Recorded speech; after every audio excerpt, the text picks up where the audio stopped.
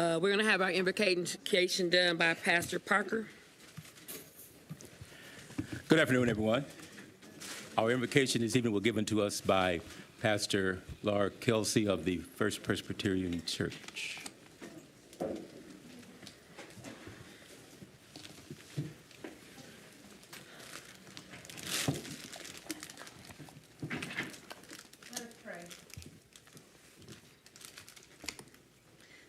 Oh, Lord, we thank you for being here with us this evening.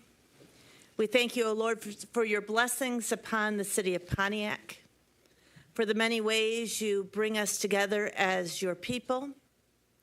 We ask you, Lord, to bless our city council people, those gathered today, those making the discernment for our city, our mayor and deputy mayor, and all involved in our city life and work. We ask you, Lord, that you give them a clear understanding of what needs to happen this night, that all our ears may be opened, and anything that's maybe on our shoulders may be let go of, so we can competently hear what you seek for us to hear this evening. Show us, Lord, your way. Guide us into your truth. Enlighten us with your vision and your hope for the city of Pontiac, and show us how we will grow together and as a city this night and in the nights to come. Amen. Can we all stand for the Pledge of Allegiance, please? I pledge allegiance to the flag of the United States of America and to the republic for which it stands, one nation, under God, indivisible, with liberty and justice for all. Thank you. We want to have a moment of silence for those we've lost in our community. If we can all bow our heads for a moment of silence.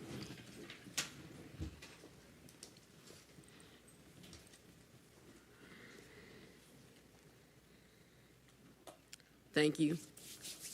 Roll call for council members. Carrington. Goodman. Present. James. Here. Jones. Present. McGinnis. Present. Parker. Here. Rutherford. Present. Mr. President, you have a quorum. Quorum being established, and Pro Tem Carrington is arriving now, so we will move now to, is there a motion to approve this evening's agenda?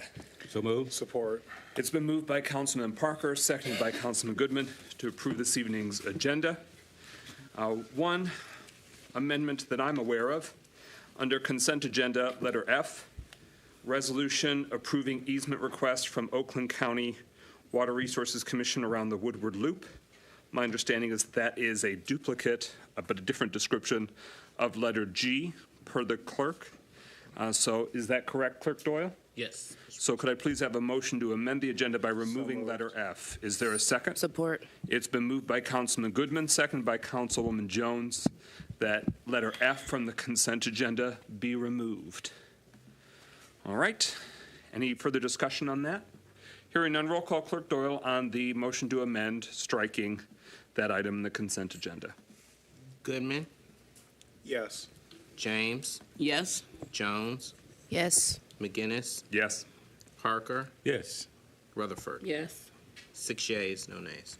That motion carries. We're back to the main agenda as amended. Any other discussion or desired changes? Hearing none, roll call Clerk Doyle on adoption of the agenda as amended. Goodman. Yes. James. Yes. Jones. Yes. McGinnis. Yes. Parker. Yes. Rutherford. Yes. 6 yeas, no nays. That motion carries. We're now at the consent agenda. Is there a motion to approve? So moved. Support. Moved by Councilman Parker, seconded by Councilman Goodman.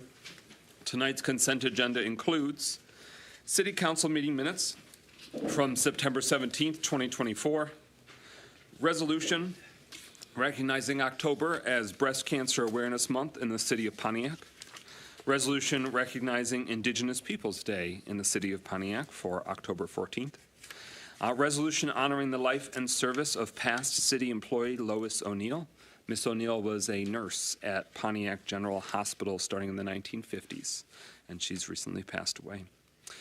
Resolution acknowledging Daniela Walters' volunteerism in downtown Pontiac with the Main Street Pontiac organization.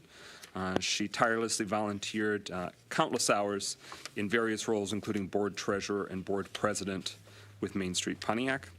And then finally, that resolution to approve a permanent utility easement for 338 Paddock Street with the Oakland County Water Resources Commissioner to construct, operate, and maintain, repair, or replace a water supply system. With that, roll call, Clerk Doyle, on adoption of the consent agenda. James, Yes. Jones, Yes. McGinnis, Yes. Parker, Yes. Rutherford, Goodman. Yes. 6 yeas, no nays. That motion carries. The consent agenda is adopted and approved. We are now at recognition of elected officials. Are there current elected officials in the room who wish to give an update on their roles serving the city of Pontiac? All right, hearing none, we are at agenda address. Opportunity for community members to speak on items on the agenda this evening before they are deliberated on. First up is Dr. Deirdre Waterman.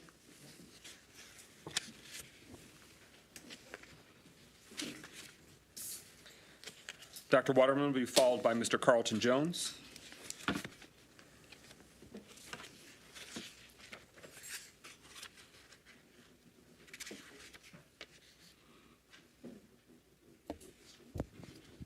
Good evening. I am speaking to agenda items 5 through 8, and 6 through 8 are actually echo of the resolutions passed by council last week. And at that council meeting, council, I believe it is in the minutes, that you approved 3 resolutions asking for written remarks from the mayor explaining some things that you had some consternation about. And let me just repeat what those were. So one was an update on the status of the process for restoration of monthly stipend to the city's retirees. That process has been dragging on despite previous assurances from the mayor that it could have been resolved by this month. So I know you have been asking the mayor repeatedly, what is the process, what is the real time frame, and I hope we will hear that tonight. Now I see 6 through 8 are on the agenda, discussion of the items that you would ask for a written responses of. So I don't see any written responses in the agenda. I hope the mayor is complying with what you had asked him for. And so we will hear the discussion, but hopefully there is something written that we can have access to. The second resolution you passed had to do with the status of the mayor finalizing the documents to the engineering firms so they can start work on the MLK Junior Bridge reconstruction project. Council members have expressed frustration that they had voted authorization for this months ago and were just finding out about the delay. And the third one was to clarification about any city delinquency and payments due to the federal government, IRS. So we will listen and see those, and hopefully we will get some answers. Thank you. Thank you. Next is Mr. Carlton Jones, followed by Mr. Chuck Johnson.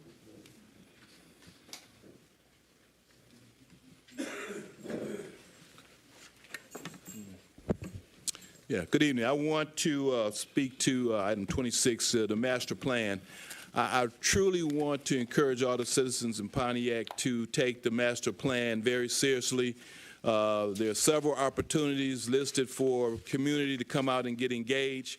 I will say that I have been coming here for over a year talking about workforce development. Finally, it's a part of the master plan somehow, but I really just want to encourage the citizens and everybody to take part in the master plan as much as you can and give contribution, because it's so important that whatever we do and the things we're doing, that we try to plan them out and coordinate them in a way that it really makes sense. And I think this is an opportunity. Information given out, master plan should be updated every 5 years.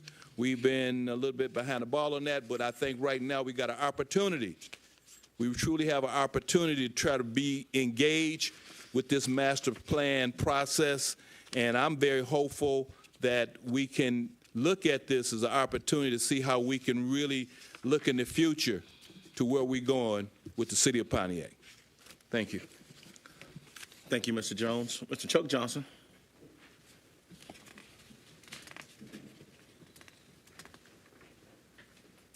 Thank you very much. Good evening, ladies and gentlemen. I want to reflect item number 3 on the agenda, where the individual petitioner is going to ask the city for a rezoning of the property, which is residential at the present time, and he's looking to change it from residential to M1. And I've said all along, we don't see it today, but tomorrow we will. We continue to change the zoning of our R1 properties. And before you know it, you're going to have a commercial structure, a commercial fence right in your front yard in this city. And you can continue doing this, and again, you're gonna have a problem with it.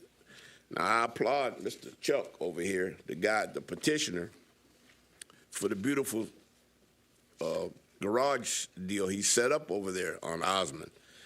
It looks good, and it's an improvement to the neighborhood, but he wants to expand now westward. And as he moves westward, he's moving in to an area where it's already been discussed about building new houses and new homes in that area. And you can see where that has started, and it has gone forward. But you continue to want to approve, well, I'm hoping that you're not going to approve. You continue to look at these items as they come forward. Zoning R1 property to M1 property. It's just not going to work in this city. We need all our residential land. That's all I got to say. Thank you very much. Thank you, Mr. Johnson. Reverend Donna Lockhart.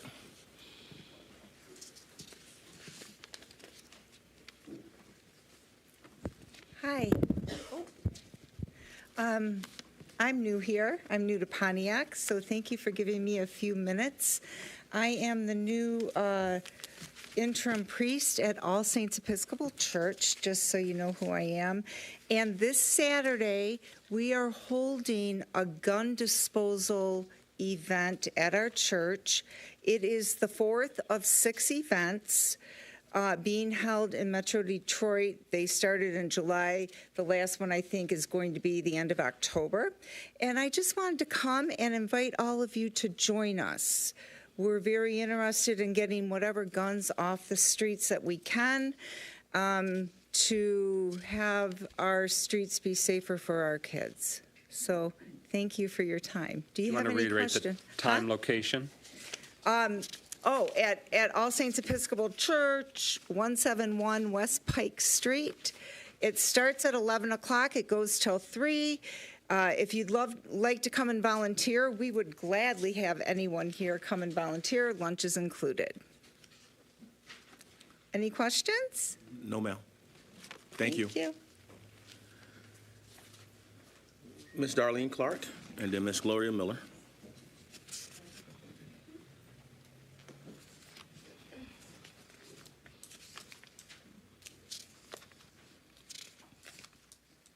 Good afternoon, Council, Administration. I'm talking about number 3. My concern is that when you go to planning, and planning has found all the probable cause why something should not be done for the streets of Pontiac, it's really appalling and an insult that they will go far beyond the duties after doing a study on whether traffic can come through the city of Pontiac or the streets in the residential neighborhood. It's appalling. Because on that Paddock Street, the survey that they took, and Mike McGinnis, you were there, it says that the streets is not equipped to hold the trucks that come through there. Now, Paddock Street is a street that you can't even drive down as a resident because it's all tore up. It's tore up for cars to drive down there. It's tore up for the residents who live over there, and it's actually deplorable. But yet, you want to put in and approve a plan that today may not have a lot of truck traffic, but we don't know about tomorrow. tomorrow can bring up they can do a whole map change. 2 or 3 trucks can start coming through there all times of days and nights. Truck drivers do not have conscience when they get ready to get their jobs done. So bringing it to the council to take under consideration what it should have really been stopped at planning. And that's what planning has been doing. That's what Mark, over planning, has been allowing these investors to take that extra step at the expense of the residents. And what Chuck Johnson has said, and I'm one who does not agree with a lot of things Chuck Johnson said, but I will say this as a resident. You are allowing planning to use council to make decisions that planning does not want to make. I cannot get any clearer than that. So before you vote on this project, please reconsider the conditions that you already have the city of Pontiac residents in. Thank you, Ms. Clark. Ms. Gloria Miller. What item? It's actually all of them, but I'm going to do 6, 7, and 8 for now. I'm going to do a state of the city for 6, 7, and 8. By the way, I've been at home watching this. People have been calling me. You know, I made a statement when you guys first started 3 years ago. I said, never step in someone's shoe and you haven't done it yet. And now you guys are all over the city calling you the S show. People calling me. You never talk about a former council. That's a code. You don't do that. You can't say what you're not going to do and you haven't done it before. And it's looking bad down here. This is the state of the city. Item number 6, the finance director. We can't find one, Pontiac. We can't keep a finance director. Retiree, and that's what I'm going to speak about my next one. GERS. It's been going on for 3 years under this administration now. Unacceptable, council. Unacceptable. Item 8, update on Martin Luther King. Well, Martin Luther King looking pretty good, but we got no bridge to go over. And we don't know when we're going to get one. I didn't watch the meeting. I haven't been watching them because I don't want to, because I know what's going on. But I want the people to see what they're going on for. You can't just blame Tim Grimer. I tell them blame you. You're the check and balances of us. All these properties being rezoned from R1 to manufacturing is on you. You got to live with this stuff when he leaves, because he doesn't live here. He's just downstairs, downtown renting. He's just renting. And all this stuff is going to fall on you. That is the state of the city.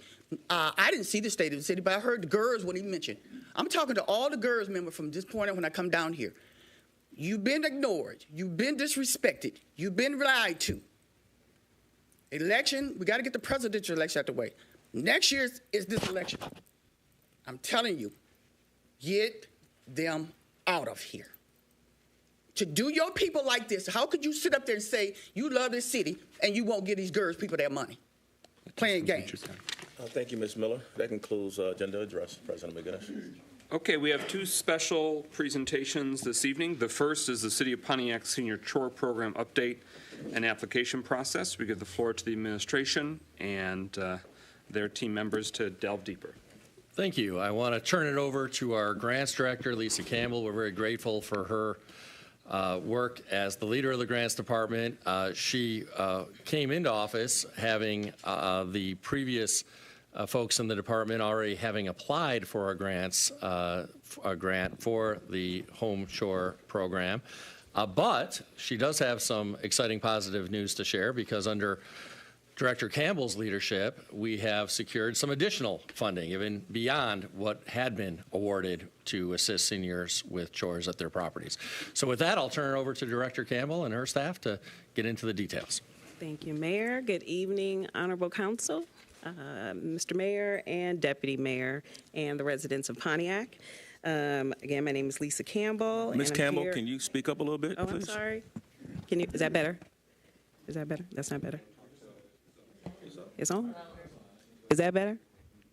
I don't know. Go ahead. Go ahead. You speak more into the mic a little stronger. Okay, will do. There we go.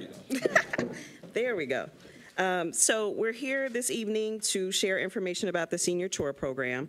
I will give just a bit of background information, and I have invited the program manager for the Senior Chore Program, Delia Cork, to join me here today. She is our grants coordinator. So As the mayor mentioned earlier this year, the city received an award of $130,000 in ARPA funding from OLSA, and the Oakland Livingston Human Service Agency. I want to make sure everyone knows. And this program was intended to provide chore services for low-income seniors. So obviously our award is specifically for our Pontiac residents.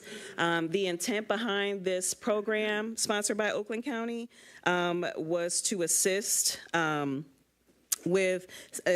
seniors with maintaining independence, their physical safety, mental and emotional well-being, and financial welfare when it comes to these types of services. So we released our application on September 16th. And as the mayor mentioned, so we initially received $130,000 for this award, and we were recently awarded an additional $70,000. So our total funding for this program is $200,000, with $170,000 of those dollars going directly to services for the residents of Pontiac. So with that, I will turn over to Delia to tell you more about the application and how you can access it, who is eligible, and any other information that she has to share. Good evening, everyone. Thank you. So I do have a quick PowerPoint presentation that I put together just to kind of highlight the application itself. So to begin, these are the services that the Senior Chore program will provide. We have snow removal, gutter cleaning, yard cleanup, bush trimming, and grass mowing. And those are just the details of what each of those services will provide. To continue, I did want to highlight the application itself, and I do have some here that I will leave if anyone is interested. So the initial page of the application just kind of details ways that you can submit the application once you have completed it. You can scan it to the grants email at grants@pontiac.mi.us. You can also mail it into City Hall, or you can deliver it in person to the grants department on the lower level. The second page of the application kind of outlines the documentation that is required to go along with the application itself, and this list will detail that, along with the income guidelines that you see there at the bottom. The third page is the actual application itself, and those are the that's the information that is required in the application.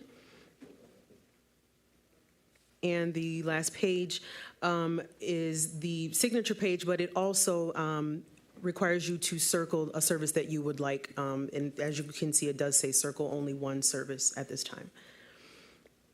This is the flyer that has gone out. We do have it in English and in Spanish. And there at the bottom, you'll see the QR code along with the link, and those are the ways that you can access the application electronically. And so we do have some exciting news. We made the decision today to extend the deadline. Initially, the deadline was September 30th, which is next Monday, but we've made the decision to extend it to October 7th to allow more time for residents to apply, as well as get their documentation together to submit with their application. Thank you. Anything further, Director Campbell? If you're able to go back to the slide before that, sort of the visual, that might be helpful, the one that was just on. Oh, the flyer? Yep. Okay. So that just might be helpful for those that need to take that information down. Councilwoman Milana Jones from the 2nd District, she is in part inspired us making sure that we amplified this further to the community. She's been assisting residents with the application process, and I give the floor to her to ask the first question. Thank you, Council President. I'll start by saying this is a great program to offer. I think this is very much needed in our city. Even someone such as myself would benefit from these services. But as Council, just cut off. Testing. Oh, there we go. There you go. Okay. So as Council President just mentioned, I've helped a couple of residents in my district with this application. And I was quite taken back when I noticed that, one, a doctor's note is required stating that actually the terminology used was stating that you are severely disabled. And I would like some clarity on that point first, because that is an extremely relative term. For example, I would consider someone extremely disabled if they are not able to, feed themselves or walk, but you very well could be disabled and still mobile and need help with these services, either, as labeled by the state or due to age in this case. My next concern is the services listed, would imply that you have the option to select any of these, but what it does not specifically state is that one service is to be selected, as I noticed on the application when I was assisting a resident last week. So some clarity there would be very much appreciated. Is this one service per application, or is there a cap of only one service for the remainder of the season?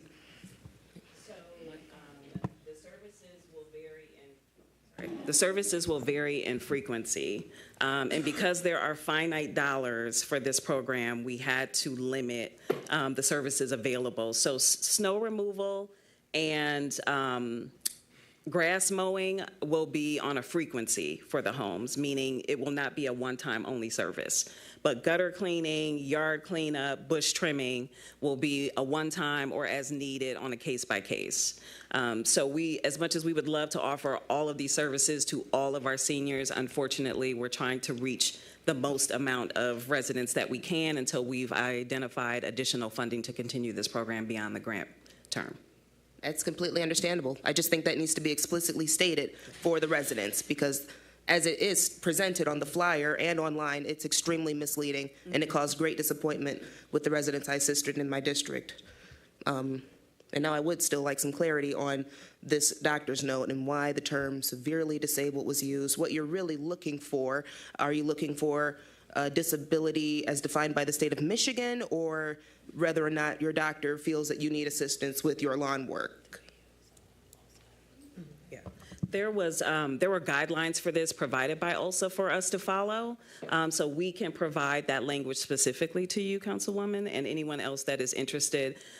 Basically, the intent is to assist those who cannot help themselves or have physical limitations that would prevent them from being able to do these chores themselves.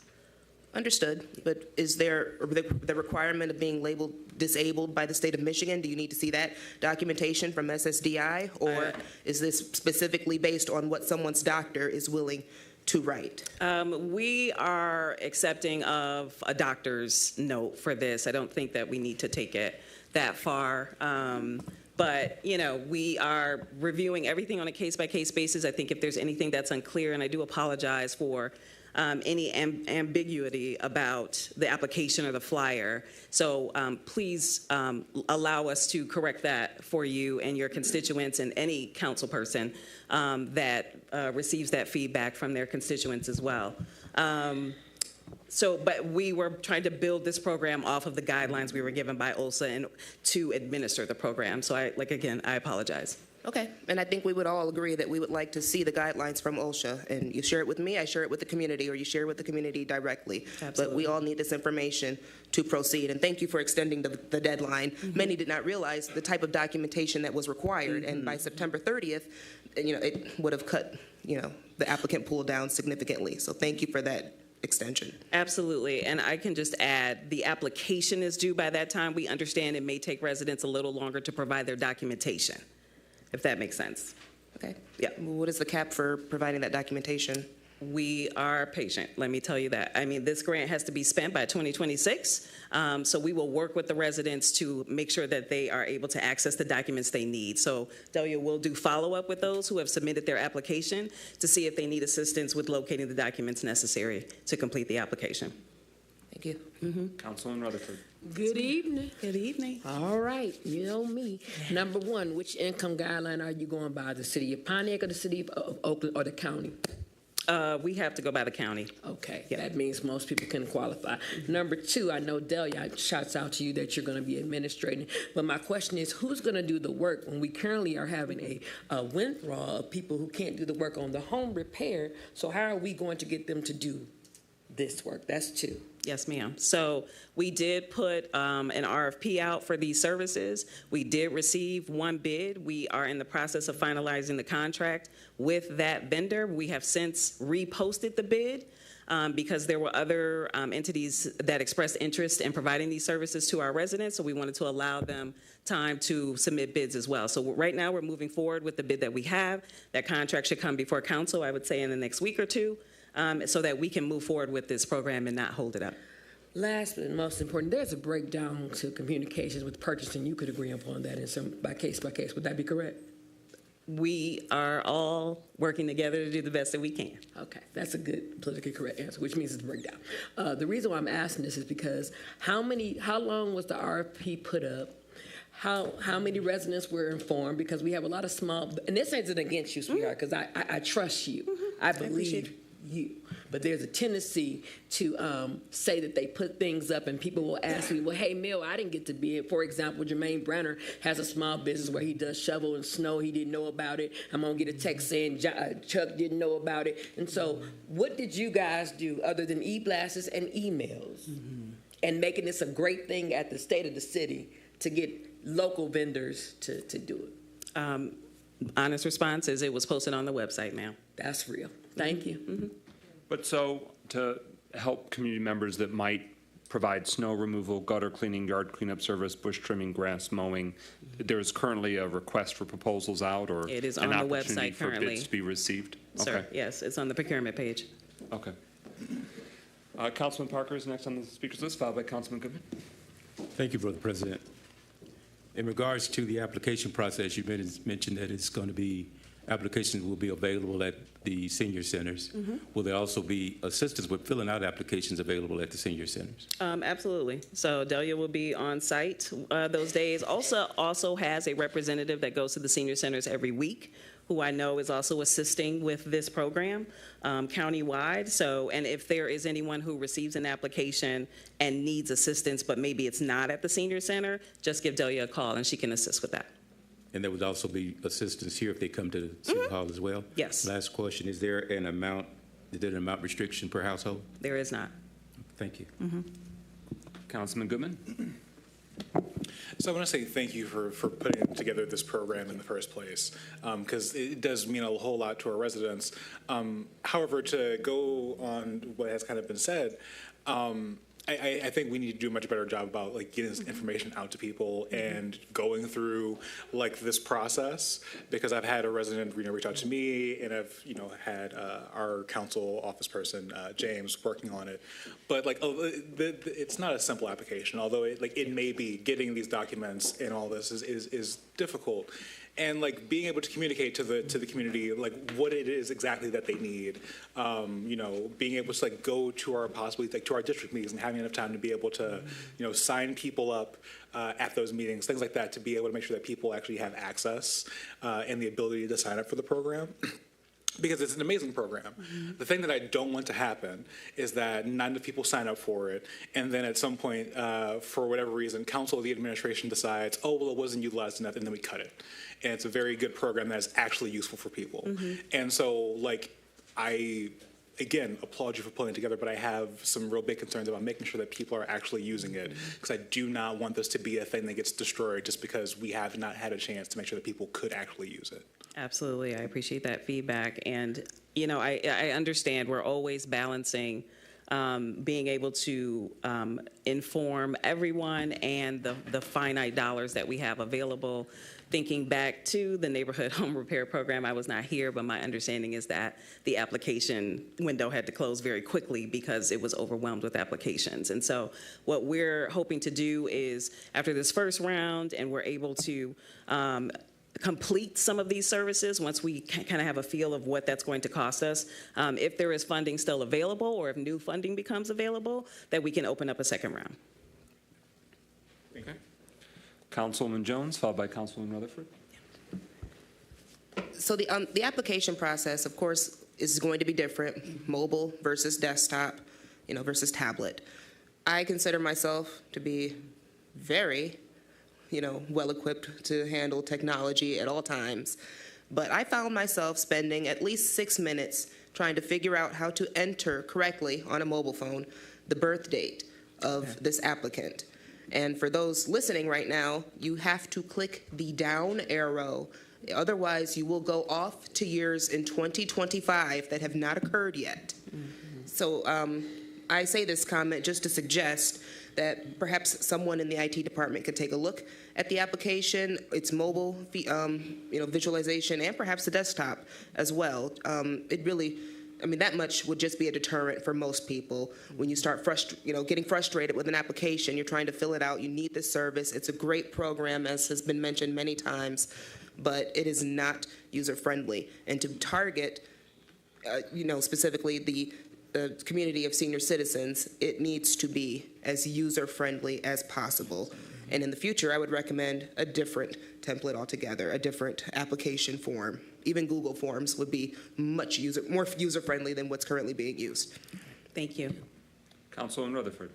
To the administration, did you guys post this RFP on BitNet as required by law? Mayor. Well, it's not required by law to post it on BidNet. It is required under the city ordinance to post it on the city's website. And I know, at least I believe it was posted on the city's website based on what Director Campbell has shared. To follow up, is it not our city's practice to always use BidNet? Is it selective in addition to the website? Just as a practical application. I don't know if it was, we often have posted on BidNet. However, I will just note that, and I don't know that we have our purchasing manager here to do a deep dive on this, but we've actually heard a lot of criticism about BidNet because there's a fee to utilize BidNet. So as a result of concerns from residents about using BidNet, we've actually migrated towards a different approach for a system that does not require a fee. In this particular instance, I'm not sure where it was posted, other than based on what Director Campbell has said, it was posted on the city's website, which provides for free access for all residents. And as we've said many times before, we encourage residents who want to contract with the city to monitor the city's purchasing webpage. So, Director Campbell, I know our purchasing manager isn't here at the moment, but do you have any insight into whether it was put on BidNet or any other pages? I cannot verify, and I'm looking on the site now, and I know it is currently posted. So, and the only option for solicitations is open.gov or OpenGov, which is the equivalent to BidNet. When the bid went out, we were still in BidNet. Okay, so I'm not crazy. Y'all normally, 9 times out of 10, you post it on BidNet. This was the first RFP that I put out since No, not you. Yeah. But every other time, Yeah, it has been posted on BidNet. So the average Joe Smo would have thought that it was on BidNet. And I'm asking because I went on BidNet before I asked the question because I already knew it wasn't posted. I just want to know why it wasn't. There's every other contract in the world that we have had since I have been here has been posted on BidNet. So it's very confusing. It's not a dig against you. It's just we change things every week in this administration. So I just want to have a consistency. Is it going to be posted online? Is it going to be posted on BidNet? Is it going to be posted on .gov? Because you can't say that we're giving residents the opportunity when they don't know where the opportunity is. Got it. Not a plug against you. Got it. Just a thing against it. I will follow up with purchasing. Thank you so to much. verify. You were next on the speakers list. Okay. Mayor Graham. Well, again, everything is always posted on the city's website, and that's required by city ordinance. So that never changes. I want to be really clear about that. We had posted things on BidNet, but because of concerns from residents and council people, especially Councilwoman Rutherford, we have migrated away from that to OpenGov because there aren't fees associated with it. So everybody can easily access OpenGov, and that's a contract that came before City Council to set up OpenGov. So this isn't a surprise. This is well established. All the council members have known that we're using OpenGov more and more. This is not some secret. This is something that's been planned for a long time, specifically to make it easier and less expensive for businesses owned by residents to apply for these things. We continue to post everything on the city's website as well. Excuse me, sir. Point of order. Point of order? I mean, I'm sorry, Matt, respond, please. Thank you. Councilman Goodman, you're next on the speaker's list. I'll make it quick. So to bridge the gap that I think we're trying to have here, which is if we have been doing things on BidNet for so long, and that is a standard that we have created, it is important for the administration and purchasing or whoever is involved in this to communicate to council. Yeah. As I too have had to work with different groups in my district as regards to like the cost of using BidNet, and they have had concerns. So so as you pointed out, council has this concern, but it is important to let us know these things because we have people who are regularly going to BidNet looking for this information. So I think it's just important that while we're making these changes, again, it's a change that I am very much welcome and happy about, that we're not charging unnecessary money to people who are trying to do good things in our community. But as was said the last meeting, and the meeting before that, and the meeting before that, and probably for the past year and a half, you need to get better about communicating these things to council. That way we are not caught off guard and left in the lurch and wondering and having to ask these questions like we are right now. And that way the community knows. That way we don't have to sit here and ask, oh, well, I didn't know about that. Let me go ask the administration. It's just a matter of communicating and giving information that is just helpful for everyone. The services available of snow removal, gutter cleaning, yard cleanup, bush trimming, and grass mowing, I think we all as a community can agree there are many potential service providers for those functions. And one entity applied.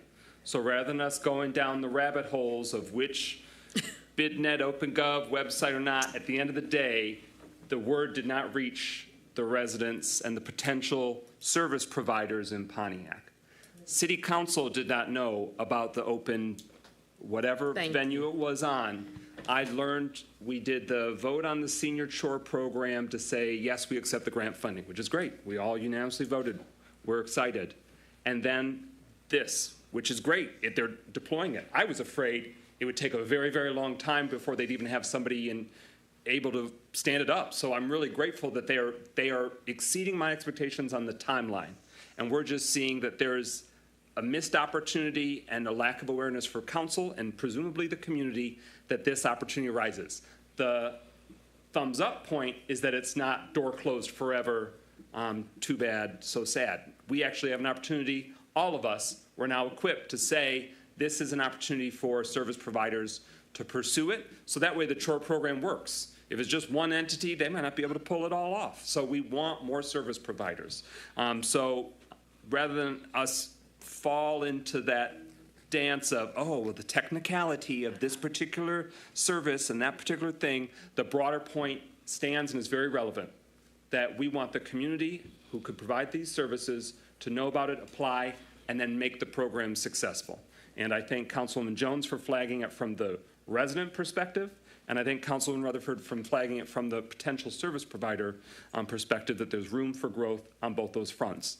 I'm detecting from what you've already been successfully able to do of layering in more funding that you would like to see this be something that's not a one-off, not a one-shot deal. You would like, if funding from philanthropic or other entities could come, you're building a system, a framework that could get funding, could be viable to last for years. Is that the vision of grants and philanthropy? Absolutely. Partnership is going to be key here. I tried raising funds for this in a previous position. It is not the most attractive thing to philanthropic funders to do these types of services for seniors. So the partnership that we have with OSA on this, we would like to continue that so that together we can seek additional funding. And also the other communities across Oakland County that have also received funds for this. If we can kind of take the takeaways, I guess, if you will, from this round of funding, because it is ARPA, means we are going to have to start fundraising for a more permanent source once this is over. Roger that. Councilman Rutherford, followed by Councilman Parker. I just have a question, not about this, but I wanted to ask you something. I wasn't here because I had to leave for an event. Currently, have you secured any funding from private funders for the youth center? No, ma'am. Okay. No money? No, ma'am. Zero? Yeah. Okay, thanks. Yes. Councilman Parker. Thank you, sir. One quick question. In light of all that we've heard here this evening regarding communication, is it possible that we can extend the deadline a little longer than the 7th of October? Absolutely. Okay. so- Absolutely. If the council has a agreed upon date, we can make that extension and make sure that we publicize it. Well, so to the residents. on that related question, is it first come, first serve, or are you going to receive applications and then sort of? We have to go by eligibility, of course, as well. So I would like to say first come, first serve. However, it's first come, first serve on who is eligible and the greatest need, which is everyone. So I just had to add that because we're supposed to, but everyone has a great need, quite frankly. And I think it will make the case for us to, again, attempt to secure longer-term funding. We anticipate having a wait list for this program. Okay. Councilman Parker. Follow up then, if you have a wait list from this program, we recognize we're moving already into the fall and a lot of this should be done. Then will it roll over to the spring of next year? Funding available, yes, it will. Thank you. Councilman Rutherford for a second panel. Oh, you were good. I'm sorry. I was good. Okay, Councilman James, I'm sorry. waiting on that. Two things. First of all, the application process, I haven't really had a close look at it, but just from the comments that Councilwoman Jones raised, is that something that we can redo? Because that's really critical. If that application is not user-friendly, we're shooting ourselves in the foot. Got it. So can we ask that you would look at that application and make it more user-friendly? Is that something that we plan to do? I'm trying to. We can. We have templates from OSA for all of our communication, but really? we can look at transferring those templates to something more user-friendly. Okay, and then the second question is to administration, and that is I do know the purchasing manager has a minority vendors list. She has been working, she's had workshops with minority vendors, and I know that she does have a working list. Could I ask administration to see if that list of vendors were notified of this opportunity? And if not, that they could be notified of this opportunity? Yeah, I'll find out if they were. If they weren't, we can certainly notify them along with all Pontiac businesses that are based here in the city about the opportunity. And as has already been said, we want to make sure that as many local businesses as possible get work through the city. And so that's why, although we only had one bid when this was originally put out for RFP, why we're putting out and have already put out another RFP. So we encourage local businesses to put in proposals and bids so that we can have as many local folks participating in this program as possible. And I again want to say, as we've said in the past at these meetings, please make sure to look at the city's website. That's where everything will always be posted because it's required to be posted on the city's website under city ordinance. And so even as we try to migrate from BidNet to OpenGov, specifically to make it easier for Pontiac-based businesses to bid, the one reliable place where you will always see everything that's out to bid is on the city's website. Councilwoman Jones? Clarification question. And this came up when Councilman Parker asked the question of, could we extend the deadline? And you said yes. So my question is, let's say we push this through November 1st, because I don't know about you all, but my doctors can be a little delayed. And I understand that's a separate matter, but back to my point here, if we push this out till November 1st and Michigan does its thing, and those who signed up for grass mowing services are now, delayed because we have snow, are they able to resubmit an application, pick one of the other services, or will this roll over till, let's say, spring of 25 or summer of 25? I mean, how far out are you going to, deliver these services? They have the option for either. So if they want to change their response, they can. They have to let us know. But you have to know that if it's November and it's cold and the grass doesn't need to be cut, and you select that it's going to happen in a different season. So what would be... But you were saying that someone can apply even without the doctor's documentation in hand. Yes. Is that correct? Yes. So is it advisable? The deadline here allows you to perhaps deploy earlier or begin deploying for certain seasonal services. Is that fair? Yes. Okay. Councilman Rutherford for a third time. This is so important to me because we've talked about the how much y'all going by the budget of Oakland County, which is great, but no one has mentioned how much you're going to spend per household on these services. Yes. And hold on. And y'all also didn't mention in future for these contracts to come, because there's a shortage in the purchasing office, because there's been my mic is off. You should turn. Is it on? Okay, testing 1, 2. Here we go. There's a shortage because there's been a person not in that department. How are we going to handle the rest of these when you guys put it back out? What I mean by that is the other people, because there's only one person in purchasing, and there's that I know of, because the other person quit. So my question is, how much is it per household? And my follow-up is, how are you guys, or should I say to the administration, what's the timeline when you're going to replace the person that's in there, so that when these RFPs come and people bid on it, they have somebody actually looking at it, and not the consultant, because that's going to run out, but the actual person. So it's a question for you, and then I'll use the other part to the administration. Got it. There we go. So we did not set an amount per household because no two households are the same. Someone may have a larger yard than someone else. So it depends on, so the rates that we're given from the contractors will depend on how much it costs per house, if that helps. So if you have a larger lot, if you have a bigger house with more, more gutter space, all of the things, your house may cost more. So we didn't want to limit that, because that would not be fair to the residents with larger homes, for example, or larger lots. Council Pro Tem Carrington.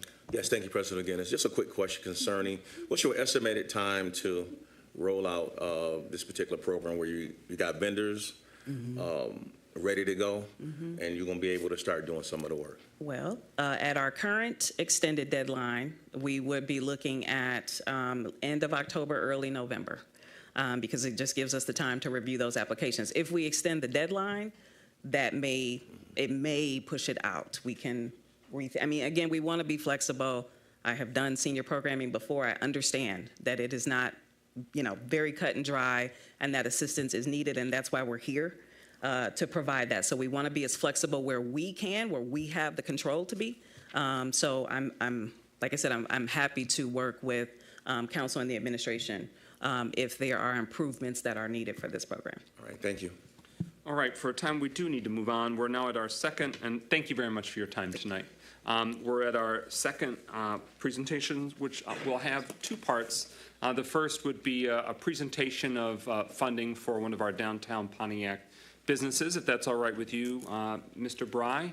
I'll turn it over to you now. John Bry is with Main Street Oakland County, but more specifically, he is part of the Main Street Pontiac organization. He's going to give us updates this evening on the organization's initiatives to advance our downtown.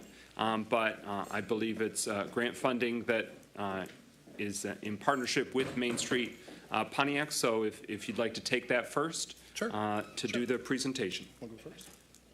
We'll do that first. So I'm going to invite Ian Duncanson from Michigan State Federal Credit Union to the podium. Real quick background, Michigan State Federal Credit Union partnered with Main Street Oakland County to develop a grant program that we call Main Street Connected for eligible Main Street communities, including Pontiac. The idea behind the grant program is to provide grant opportunities that they apply for local businesses in the downtown that they can use to improve their technological abilities. So we put out applications, and pleased to report that in the first round of this new grant program with Michigan State Federal Credit Union, we have a recipient from downtown Pontiac. So I'm going to turn it over to Ian to explain more and do the presentation of who that first recipient is. Hi, everyone. I'm glad to be here representing Michigan State University Federal Credit Union. I'm the market manager here in Southeast Michigan. I met John at the Main Street Oakland County Summit, actually, by happenstance in 2023, and saw other grant programs that are devoted to building up communities, specifically that have downtown corridors that help bring residents in, bring folks out from outside of the community in to patronize the businesses. And I saw that it aligned well with MSU Federal Credit Union's desire to not just exist in different communities, but to help uplift and support those communities financially. So I'm not going to go into our products and services or anything like that. We do consumer and business products and services for anything that you might need. And as a nonprofit organization, we also donate a lot of money to the community to support different efforts in those communities, one of those being this grant program. And I'm super excited to share that the first recipient, so April is actually the first recipient of any of these grants for this cycle. I think this might have gone out. And so I'm pleased to invite April from Saginaw Street Consignments up to accept a check for $2,500 to help support with some of her business efforts, and she can speak a little bit to what that will help her do.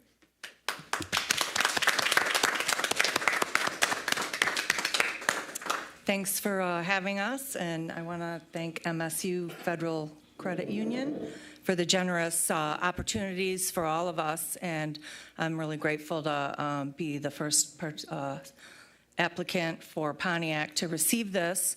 As you heard, it's a digital computer type grant. So beginning of the year, I found out my inventory program company that runs my whole shop was shutting down due to COVID.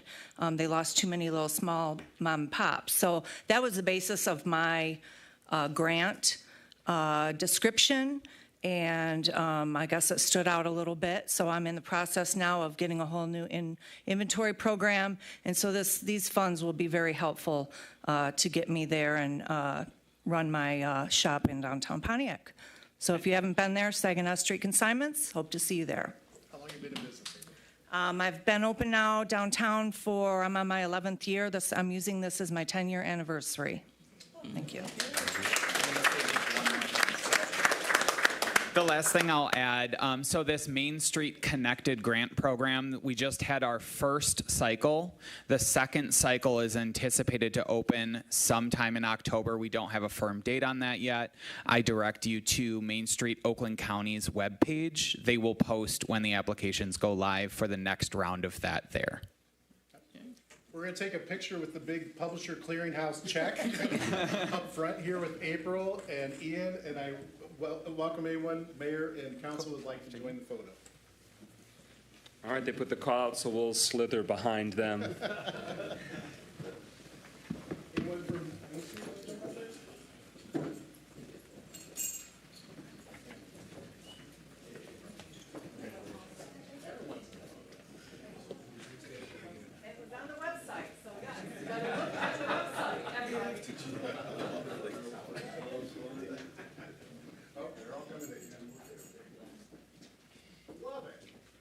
Are we balanced?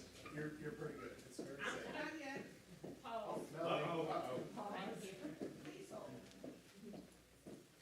Can you see Kathleen James? Yes, now we can. Thank you. 1, 2, 3. One more. 1, 2, 3. Is Chuck Johnson's head in the check shot? We can edit. Thank you. Congratulations, April.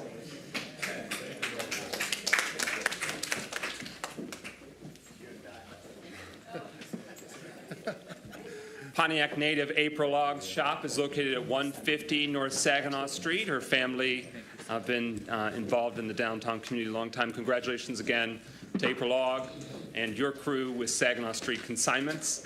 And thank you to MSU Federal Credit Union for investing in the Main Street small businesses. And we look forward to other downtown Pontiac businesses pursuing that funding opportunity at the next and future rounds. Yep. Thank you. Positive news. Hi, everyone. I'm John Bry, like Council President McGinnis said. I am the program coordinator for Main Street Oakland County by day, and by night, I am the fairly new chairman of Main Street Pontiac as a fairly new resident to the city of Pontiac in the last year. So long overdue presentation that I wanted to give you tonight about Main Street Pontiac, some of the efforts that we've done in the past and things that we're working on currently. A lot of exciting stuff because in downtowns, there's not just necessarily one thing that makes a vibrant downtown. It's a lot of small things. And building on those assets lead to great things. So I want to give a real quick overview. I'm going to throw a lot of stuff at you. And my hope is that I want to have a standing time that I will come and report, or another board member will come and report from Main Street Pontiac to council. And I'm also going to be reaching out to each one of you individually to just have a standing conversation with all of you individually so we can have a back and forth conversation. Before I get started, I want to recognize the other members of the board from Main Street Pontiac. They're present tonight. If you'd please stand real quick. So thank you all for coming. Vernita Duvall, Councilman Rutherford, Joy Dockman, Pastor Laura Kelsey, and Natalie Broda are with me tonight. So thank you. All right. I hopefully got this right. Yeah. Hello. I thought it would be good to do a quick introduction who I am, so you're probably going to be seeing me more often. I love this photo because it reminds me of the presidents when they age in office. That's what I looked like 8 years ago when I started at Oakland County. I'm a native of Auburn, Indiana, one-year resident of the city of Pontiac, one of 11 interns for Governor Bai in my home state, working with Indiana Main Street back in the day. I am one of 46 national Main Street coordinators in the U.S. I'm one of 9 elected to serve on the National Main Street Leadership Council. I am one of 400 nationally certified in Main Street and downtown development. I am the first from Michigan, proud and humble to say, and the 5th in the nation to be honored with the Mary Means Leadership Award. It's the highest honor for professionals working in downtown development in the country. I've worked as a downtown director in the past in 3 communities in the Midwest. They ranged in population from 5,000 to 30,000. I've been in my capacity at the county for now 8 years, and I've worked with 14 different states and scores of communities on things with downtown development consulting, and just came back from helping my counterpart in Kentucky with 5 communities down there. Overall, it all adds up to 30 years, hard to say that, 30 years experience in downtown development in Main Street all over the country. And I want to flag that at last National Main Street Conference, essentially the top leadership award for downtown leadership in America was won by Pontiac resident John Bryant. So very proud of that. Mary Means, by the way, we call her Mother Mary. She was the one who founded Main Street 40 years ago. That's where the name comes from. So Main Street in a nutshell, it's a proven framework for downtown development that's been around now for 44 years. It's under the umbrella of the national nonprofit now known as Main Street America. I like to say the 4 pillars of Main Street spell dope, that they're easy to remember. My counterpart in Kentucky reminded me last week that it also spells op-ed, so use whichever acronym that you want to use to remember it. But the 4 pillars that we use in Main Street as our guide, because again, it's not just one thing. It's a bunch of things that are all moving together. It's economic vitality, design, promotion, and organization. It's those 4 elements of Main Street that's been proven across the country over the decades that that's what works to build sustainable, successful downtowns over the years. There's best practices to keep that all going because it can easily reverse itself if you stray from the recipe, but those are the 4 cores of Main Street. Main Street programs, there's about 1,600 nationally across the U.S. They are largely led by public-private efforts with volunteers and a limited amount of staff. Most Main Street programs like Pontiac are nonprofit organizations with maybe 1 or 2 staff working with them. There are 46 coordinating Main Street programs in the United States, including Oakland County. Most are at a state level, and there are a few cities like Boston, D.C., Orlando, and Baltimore that are also coordinating programs. Fun fact, we are the only countywide and first countywide coordinating Main Street program in the U.S., and we will be 25 years old next year. We currently have 28 communities, the largest number of communities engaged in Main Street, Oakland County to the program's history, including 2 districts in Pontiac, which is a first. So Pontiac is the first community to actually have 2 districts engaged in Main Street. One, of course, is downtown, the oldest one engaged, and the second is the Huron Corridor in the last couple of years through Micah 6. So MSP in a nutshell, roughly we were formed as a nonprofit of 501c3, started the process in 2017, became official in 2018 as a reorg of the Pontiac Downtown Business Association. Main Street Pontiac is not a Chamber of Commerce or member-driven organization. Those type of organizations are 501c6, and so they are typically limited in what they can do in terms of their fundraising and granting opportunities. Every Main Street program is led locally with technical support and some funding coming from us at Main Street, Oakland County, but really a lot of the local efforts and decisions are all led locally. Main Street, Oakland County is not coming in and saying, thou shall do this, or else. We don't do that. We provide technical support. We try to do best practices. We try to keep folks from going off into pitfalls that are proven to be issues, and we provide technical support and some funding, like the Michigan State Credit Union Program. All the funding for Main Street Pontiac to date has been from sponsorships, grants, fundraisers, serving as a fiduciary, and a small number of downtown businesses / property owners. We are way overdue on a fundraising push, as the board here knows, and we are getting ready to go on a big fundraising push that will be more robust and broader to the community with the support of the Pontiac Funders Collaborative, which has engaged a marketing firm for us that's developing some really quality campaign and marketing material so we can actually put something in people's hands that will speak to them, give them a better idea of what's going on, what's all about, and ask for their support. So we're getting ready to roll that out here soon. There's the board as it stands right now. You can kind of take a list there. The board is truly meant to be reflective of Pontiac residents, business owners, property owners. We currently have a 15 board. We have 2 slots. And if folks are interested in serving on the board, they can go to mainstreetpontiac.org. And on there, they can fill out an application and apply if they're interested for the board. So we currently have 2 slots open. And aside from the board, we have 2 part-time contracted staff, Athena Dumas, who's a Pontiac resident, and Christopher Breedlove, who's also a Pontiac resident.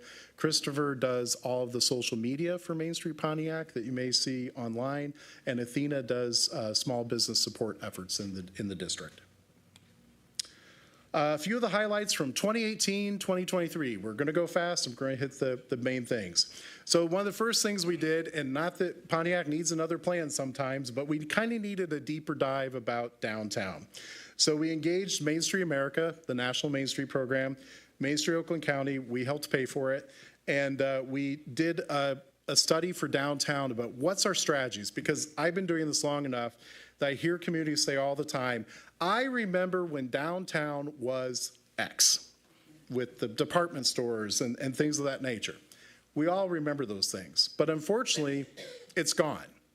The downtowns that we knew from our youth, and even my youth growing up in Indiana, the downtown Auburn is not the downtown Auburn I remember, but it's changed, it's evolved, and all downtowns have to do that. Everything has changed in terms of the nature of shopping, that now we don't even have to leave the world or our home to shop the world 24/7. So the downtowns are like any business entity that they have to figure out who their market is and figure out how to start building that around that market. So these are broad categories that were identified using market analysis, Placer AI data, Esri data, trade area analysis, surveys of the community. And this is kind of where we landed, looking at assets in the downtown too. These are broad. I can go deeper into these later on, but these are the broad. So arts and culture, yep, makes sense. You got the Strand, you got the Crowfoot, you got the Platte. You have events and festivals and music venues that come to downtown. Erebus would even fall into this category. So an arts and culture strategy makes sense to continue to build on. Technology. We have some technology companies downtown. It might surprise people to know that Matt Russell, who serves on the board, his business is downtown. Matt employs 60 people through his company. They're not all local. Some of them are around the world. But he employs 62 people over 2 floors in downtown Pontiac as a property owner too, and has a major federal contract with the U.S. Forestry Service. And he's setting right in downtown Pontiac. There's other technology companies, and we feel that there's room for this in the STEM industry to keep touting and developing Pontiac for technology-related businesses. Health and wellness, yep, makes sense. We have a big hospital, say, in the middle of downtown. But things like the future trail coming through is also a health and wellness opportunity to build downtown Pontiac to support a trail town economy. And the last one is makers. Pontiac is still very much a community that makes things, and we have a lot of home-based businesses and a lot of talented folks in the community who are making things.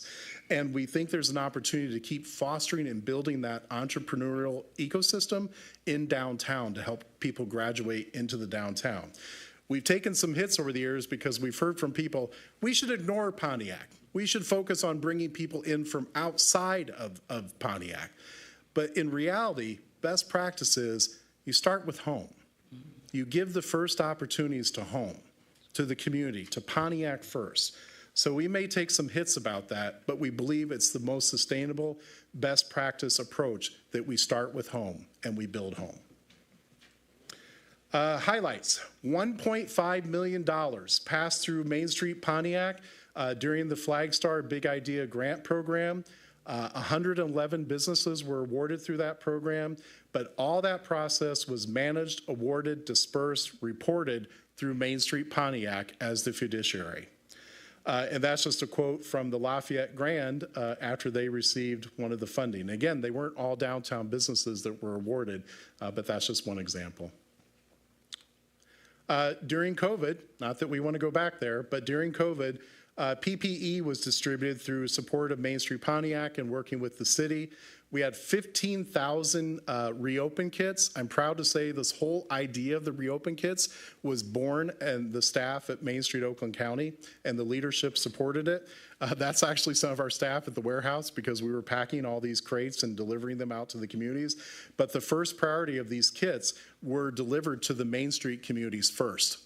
So these kits came out to Main Street Pontiac and Pontiac first, and Main Street Pontiac played a role in getting these out, not only to downtown, but to the community too.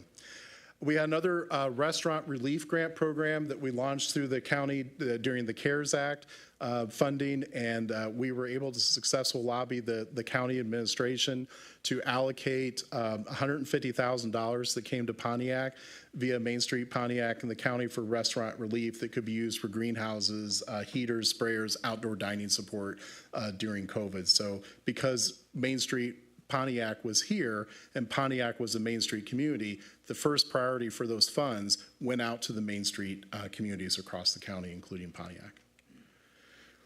Keep going here, $75,000 raised by Main Street Pontiac from private sources to feed literally 5 downtown restaurants to keep them operating. This was during a time when there really wasn't any grant relief out there coming about. So we raised $75,000, the Green Room Cafe at the Platte, Little Mo's, Fillmore 13, Alley Cat, the Liberty Bar, all recipients of funding. That whole program was managed through Main Street Pontiac, and we basically paid those restaurants that you see listed there to make meals. That's a photo from the Liberty Bar, actually.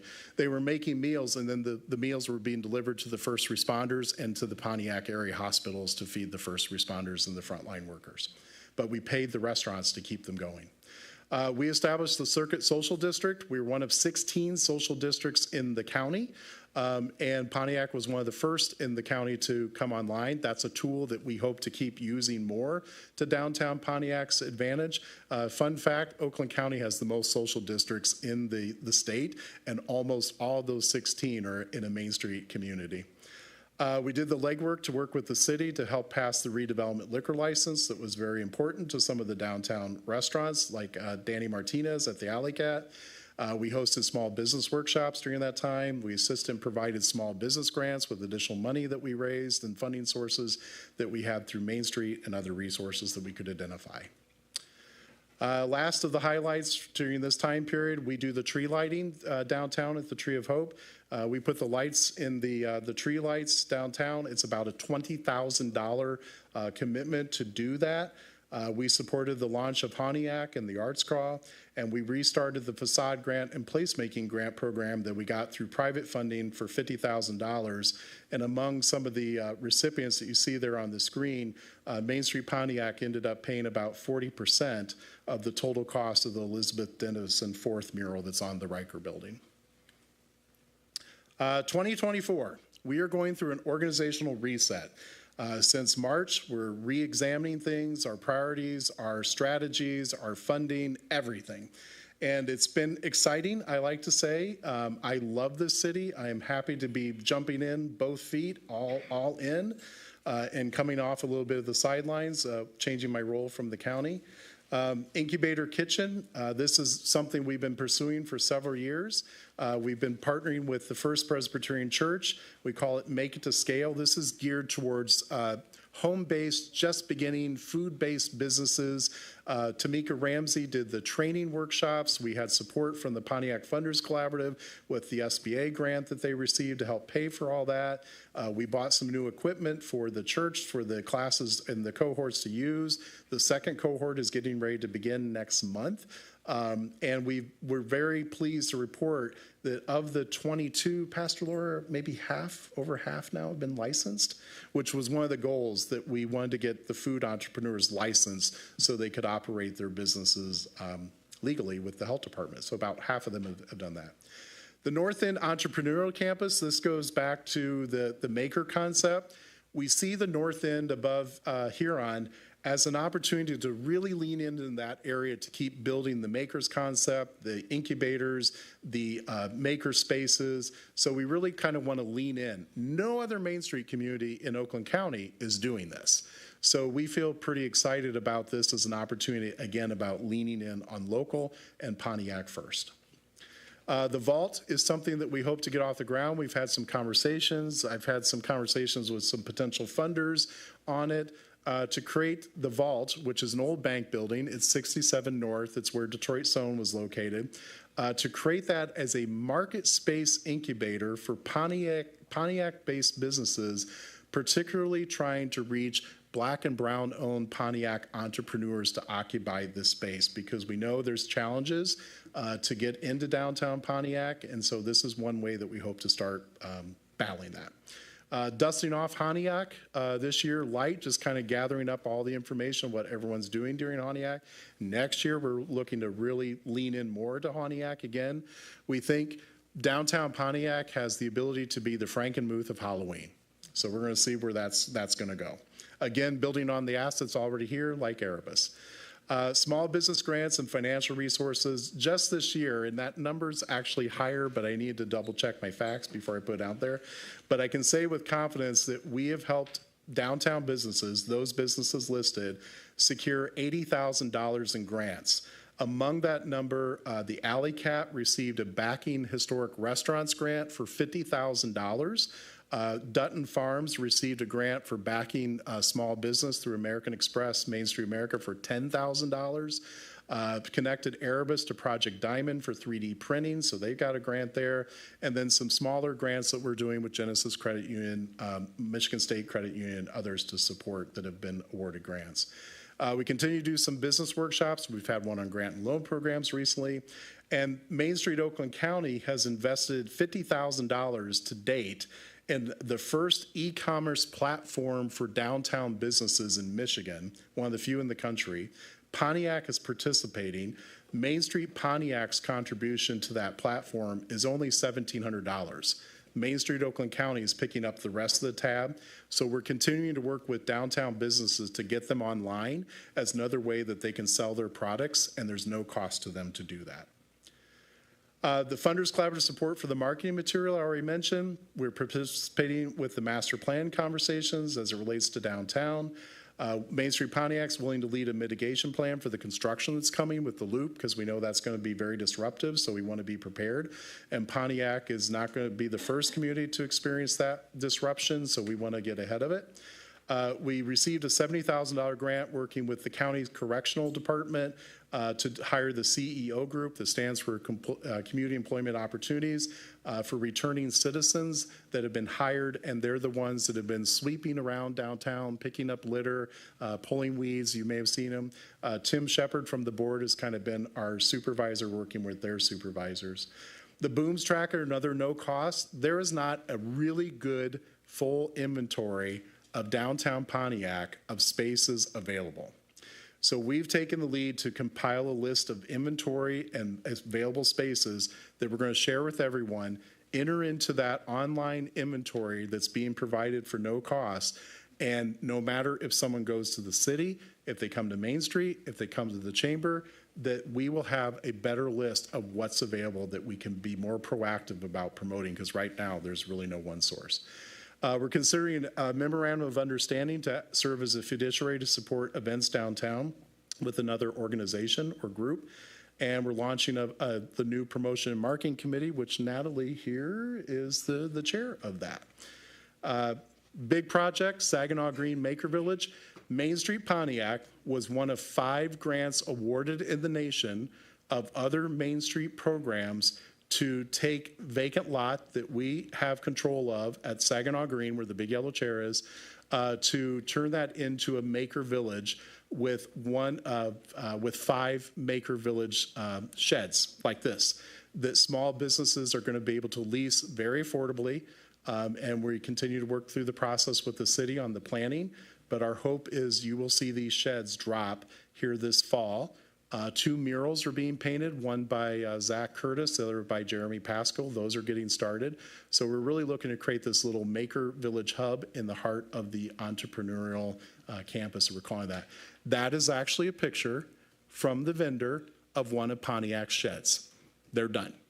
So we're just having them hold them until we can arrange for delivery. But that's actually one of the sheds that you will see in downtown Pontiac. Last thing is the tree lighting, the holiday decor. We're going to keep going, having conversations with the Airbus team to see if they can work with us to maybe even do some more with the Tree of Hope. But the tree of lighting is scheduled for December 6th. That's everything. I hopefully did that pretty fast. I know there's going to be a lot of questions, and like I said, I really want to extend the invitation again. I'm going to reach out to all of you proactively and have one-on-one conversations, because we can do a deeper dive if you like. Thank you very much. First question, Councilwoman Melanie Rutherford. Hi, John. Hi there. I want to say thank you for coming to be so supportive and doing everything you do with Main Street. I was saddened to hear that we lost one of our board members because of disrespect that was shown.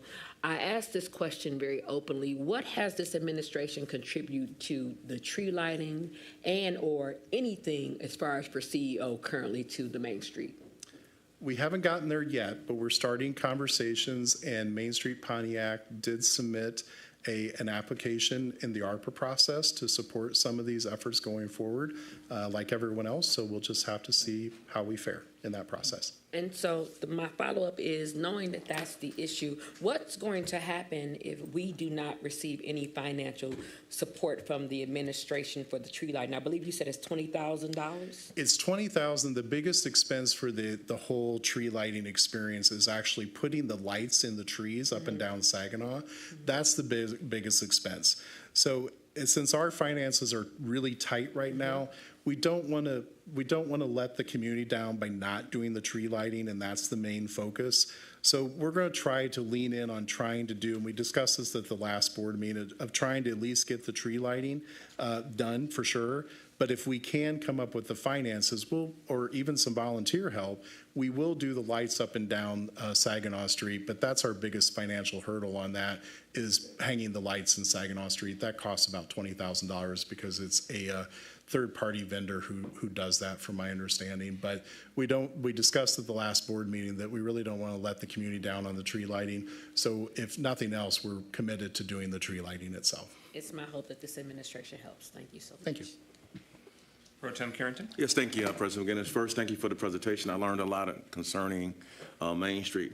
Got a question, because a lot of times, a lot of the businesses say that one of the issues that a lot of movement is not downtown and through the marketing. So are you as this overbroad organization in downtown, are you guys looking to market the businesses downtown, or are you leaving this up to the individual business owners to market themselves? Yeah, good question. So right now, our main marketing force is Chris Breedlove with a lot of the social media that he does. And he's been doing some individual business reach outs and profiling with individual businesses. But we know not everyone's on social media. We don't want to be dependent on social media alone. So that the marketing support that's being supplied by the Funders Collaborative that I mentioned with the marketing team, they're actually working with us right now on a whole communications plan and strategy of promoting the downtown. And then with the new committee that's just beginning with promotion and marketing that Natalie's leading up, that group is also going to be looking into spreading our wings on promotion and marketing, because that's one area that we know that we haven't been doing a lot with, especially lately since COVID. We were kind of on a pretty good stride, and then we got knocked off balance with COVID and everything. But yes, we are going to be doing that. And I'll put an open invitation out now. Main Street programs are largely built on volunteerism. So if anyone has an interest volunteering with Main Street, serving on the promotion and marketing committee, working on the economic vitality committee, which is working on the maker space and everything, we welcome that involvement, because more hands make light work. But to answer your question, we're working on the communication plan. We just had a conversation with the marketing firm today. They're actually doing a deeper dive on our website, because we know our website needs a bad overhaul. So that's all part of the communications plan and marketing too. But yes, we are going to be getting into marketing more broadly the downtown district. Yeah, thank you. You're welcome. Further discussion? Hearing none, thank you very much for your time this evening. Downtown Pontiac is very special, a beautiful historic place, and an important economic engine in our city. And we recognize that that engine isn't firing on all full cylinders like it could be. And we welcome strategies and partnership to help it flourish. Thank you. We thank you for your support. I thank Mayor Greimel for support. That we've been having some great conversations, so I'm excited to see where we go.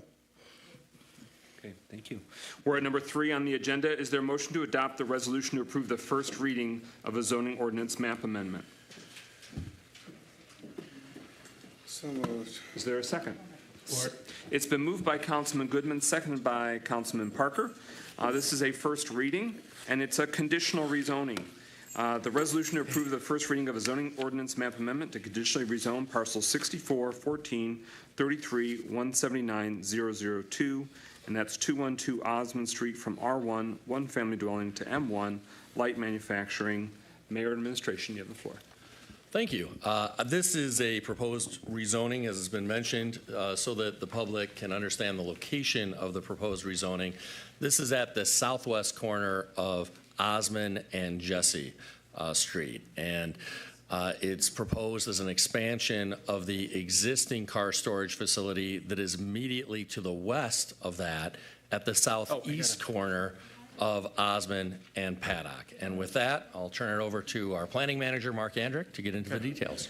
Good evening, City Council, Mayor, thank you. I've got a brief presentation as we typically have for these rezoning applications. So this is ZMA 24-004. The applicant is Charles Corcoran, Paddock Vehicle Storage, and it's a zoning map amendment. The parcel is up there ending in 002, while the applicant's address is at 339 South Paddock. As it's been advertised, it's at 212 Osmond is the property in question, and the request is from R1 to M1. Let me be clear that when planning receives an application for a rezoning, we have to accept it. And as part of that, it has to go through a process to Planning Commission, City Council, unless an application was previously denied. That's the only time that we cannot accept an application. And only City Council can approve a rezoning in the city of Pontiac. So just wanted to be clear for all the residents out there what that process is. So continuing on, this went to informational session to Planning Commission on July 24th. There was a public hearing held on September 4th at Planning Commission, and tonight is the first reading. The intention is that the second reading would be held in 2 weeks at the next City Council meeting on October 8th. This is a zoning map of the subject area. The red outline is the subject site. So the applicant's current property is this gray area that is zoned M1.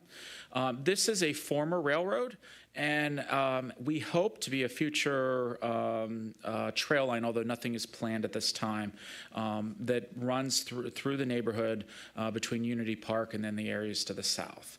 The gray areas, again, are M1, which is light industrial. Many of these yellow areas are R1, which is single-family residential. And just for orientation, this is Paddock right here, and this is Osmond that's going east to west. This is the site, looking at it from an aerial photo from, I believe, 2023. The grade does drop off from the building here, and it kind of goes from west to east for the site. And there's just a few photos, just if you have driven by, just to recognize where this is located. From Osmond Street. And then I did want to show what the existing site looks like, and this was constructed several years ago, where this is really more of an office building, and then this is the indoor vehicle storage. And that is what the applicant is proposing on this parcel number 2, the new property. So as part of the overview, many parcels in this area are zoned R1. It is undeveloped, and there's no city records of previous use. However, aerial photography that suggests the parcel was used for some type of industrial activity as recently as 1980. And there is imagery of a large structure with dozens of trucks parked on the site. I do have an image in this presentation.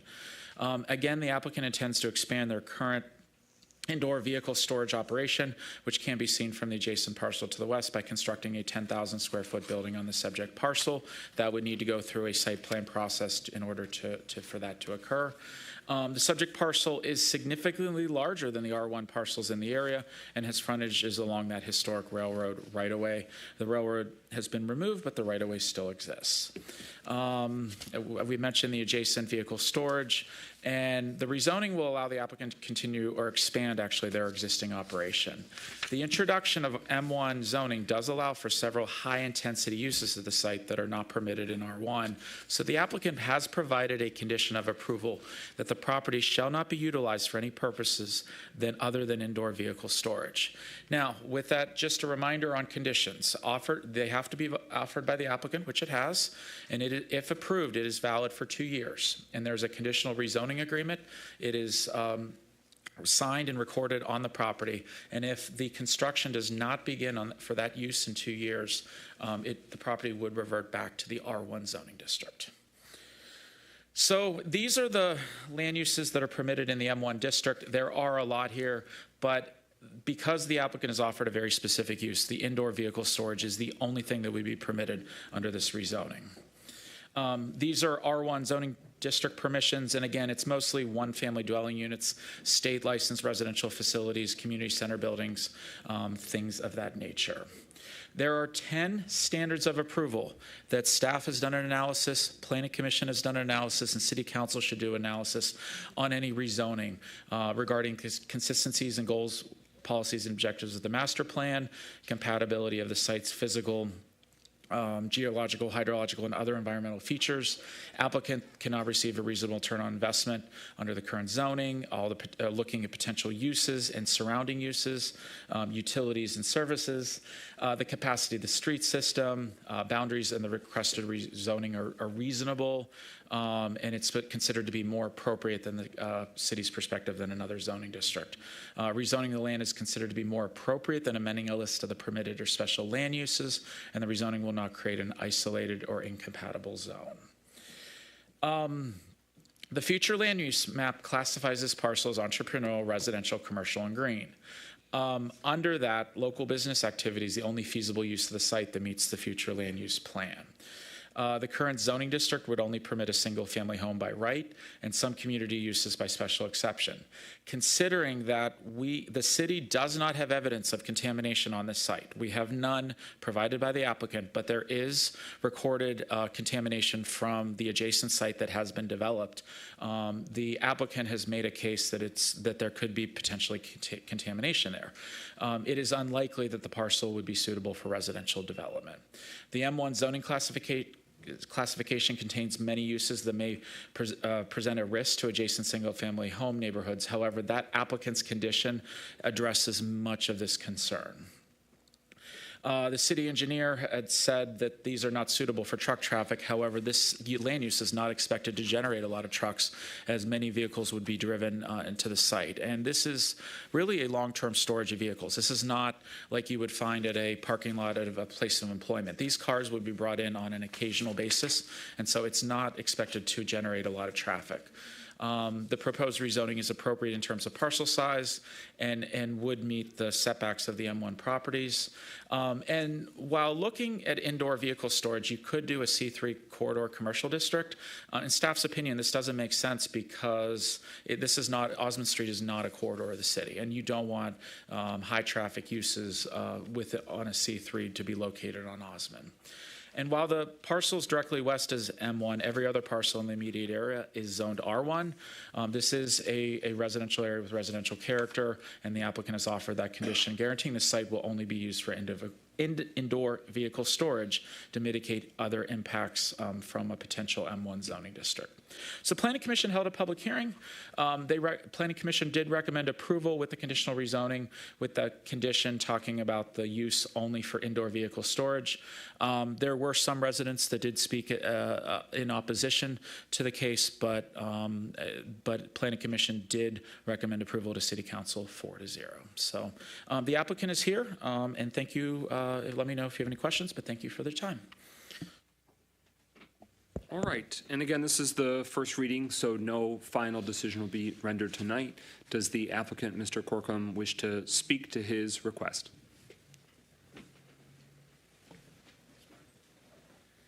Yeah, Charles Corkum, Paddock Vehicle Storage.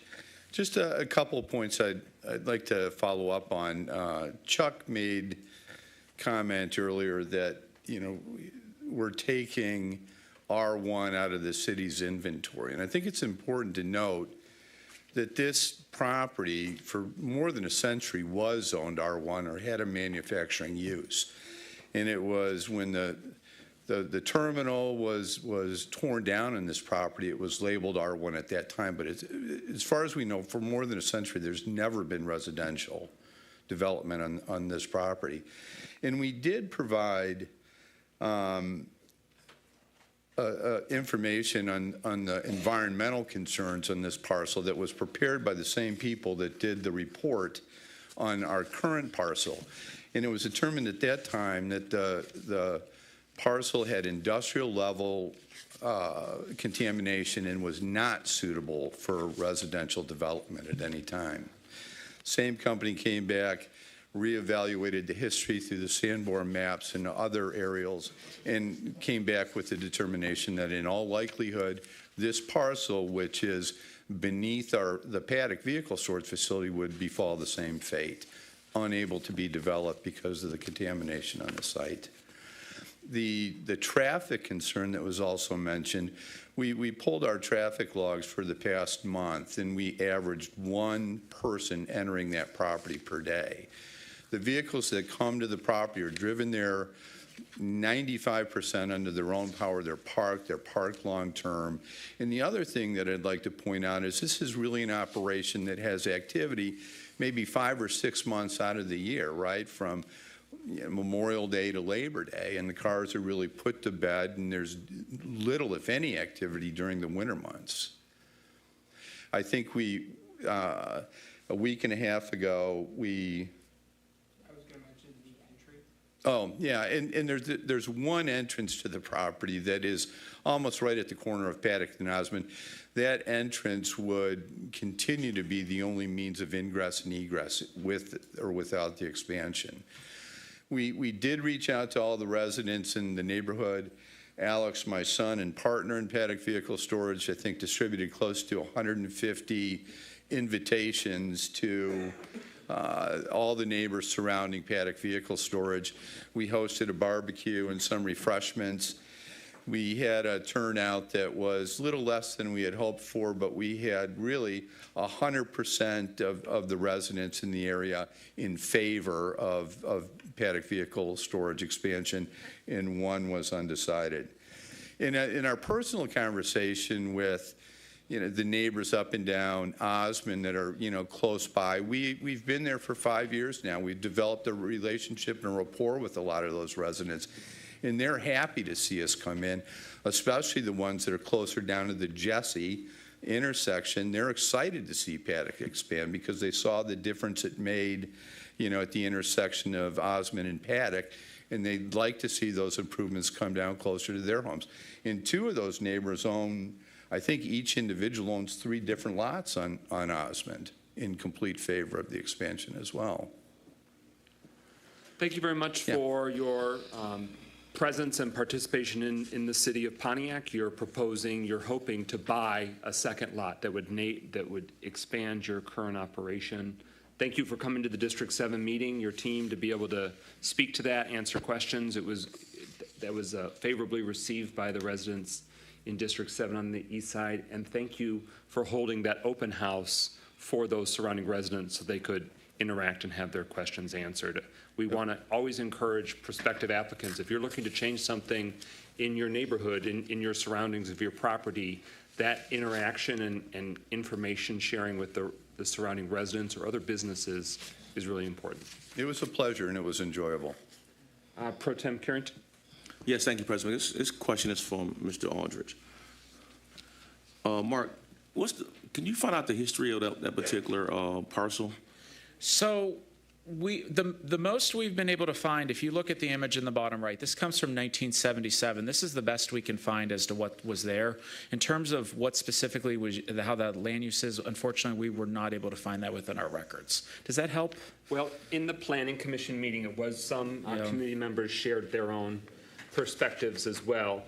But there's various industrial sites that run along this railroad, the Michigan Airline Railroad, that, these little small factories were loading up or utilizing the railroad. That's part of the reason why they're there, kind of shoved into these neighborhoods, because think of the railroad like an artery for these businesses. So we have, for example, at MLK and Wilson, that big factory that was Planet Manufacturing, now it's Denick Excavating. There is still some industrial and warehouse at Sanford and Osmond, kind of following the train tracks. But we heard feedback from community members that there was a coal yard at one time, there was a trucking operation, and the company that owns it now, even though it's been empty and vacant, is historically a trucking and shipping company. So it's probably why they first acquired the property in the first place. But we show, if you go back to the early 1900s, there's different small manufacturing of carriages, automobiles, suppliers, and parts. And we can pull, looking at those old maps, we can see some of those other industrial and business uses. The Paddock location, and this was brought up at the Planning Commission as well, their current operation at the corner of Paddock and Sanford used to be an old empty party store and was subject to dumping and really an eyesore. So they've dramatically cleaned that up, and it's very beautiful. Their operation they have currently, and what they shared at the Planning Commission would be a continuation of that same fencing, lighting, the appearance of the structures, and low impact on the neighborhood. But before the next reading in 2 weeks, we can get a deeper dive. The applicant sounds like he's done some research on that as well. Mayor, you have a hand. Well, just to add a little additional detail to that, there are a number of aerial photos in the city council packet that's in front of council today, showing that as of 1980 at least, there was still this structure there, commercial structure. By 1993, it was no longer there. But some of the pages seem to have annotations on them. I assume these came from you, Manager Yandrick. One says 1924, subject property was occupied by General Accessories Company, manufacturer of auto carburetors. Yep. Another 1950 states 1950 subject property was occupied by a motor freight station and truck repair. So I don't know if those came from you, Manager Yandrick, or I see from the They came from the applicant. Okay, Yep. got it. Anything further, Pro Tem? No. But if the staff can verify any of that, please bring it to the next meeting. I'd be happy to. Councilor Rutherford.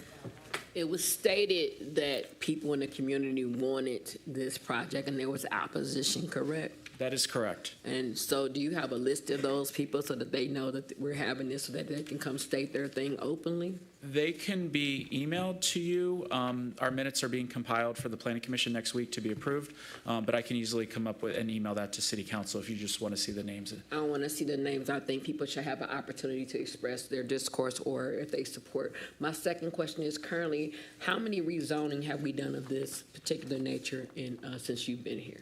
R1 to M1? R1 to M1. The one that occurs to me is Contour Windows that is off of Perry, north of Galloway Lake Park.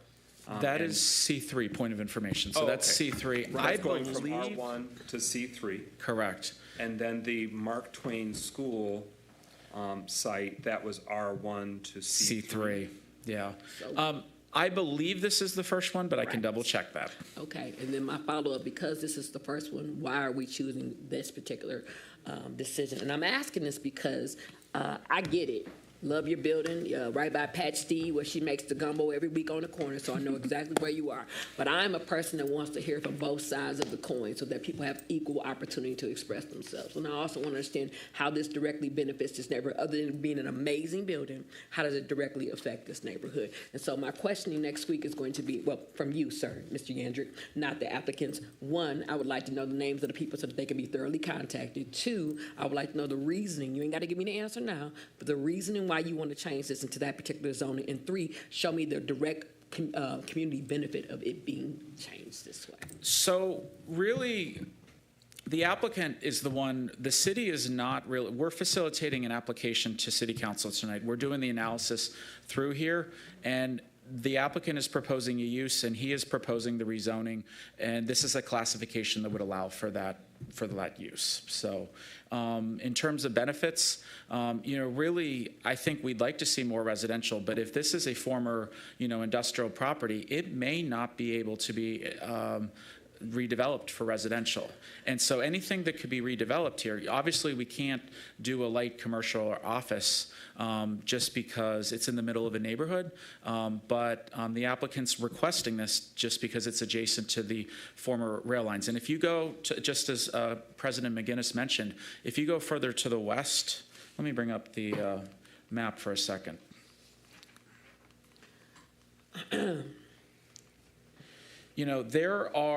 There's a corridor here between these two neighborhoods that is industrial zoned. And the applicants offered a condition that limits it to the vehicle storage and, which should not have a lot of noise. It should not have a lot of activity.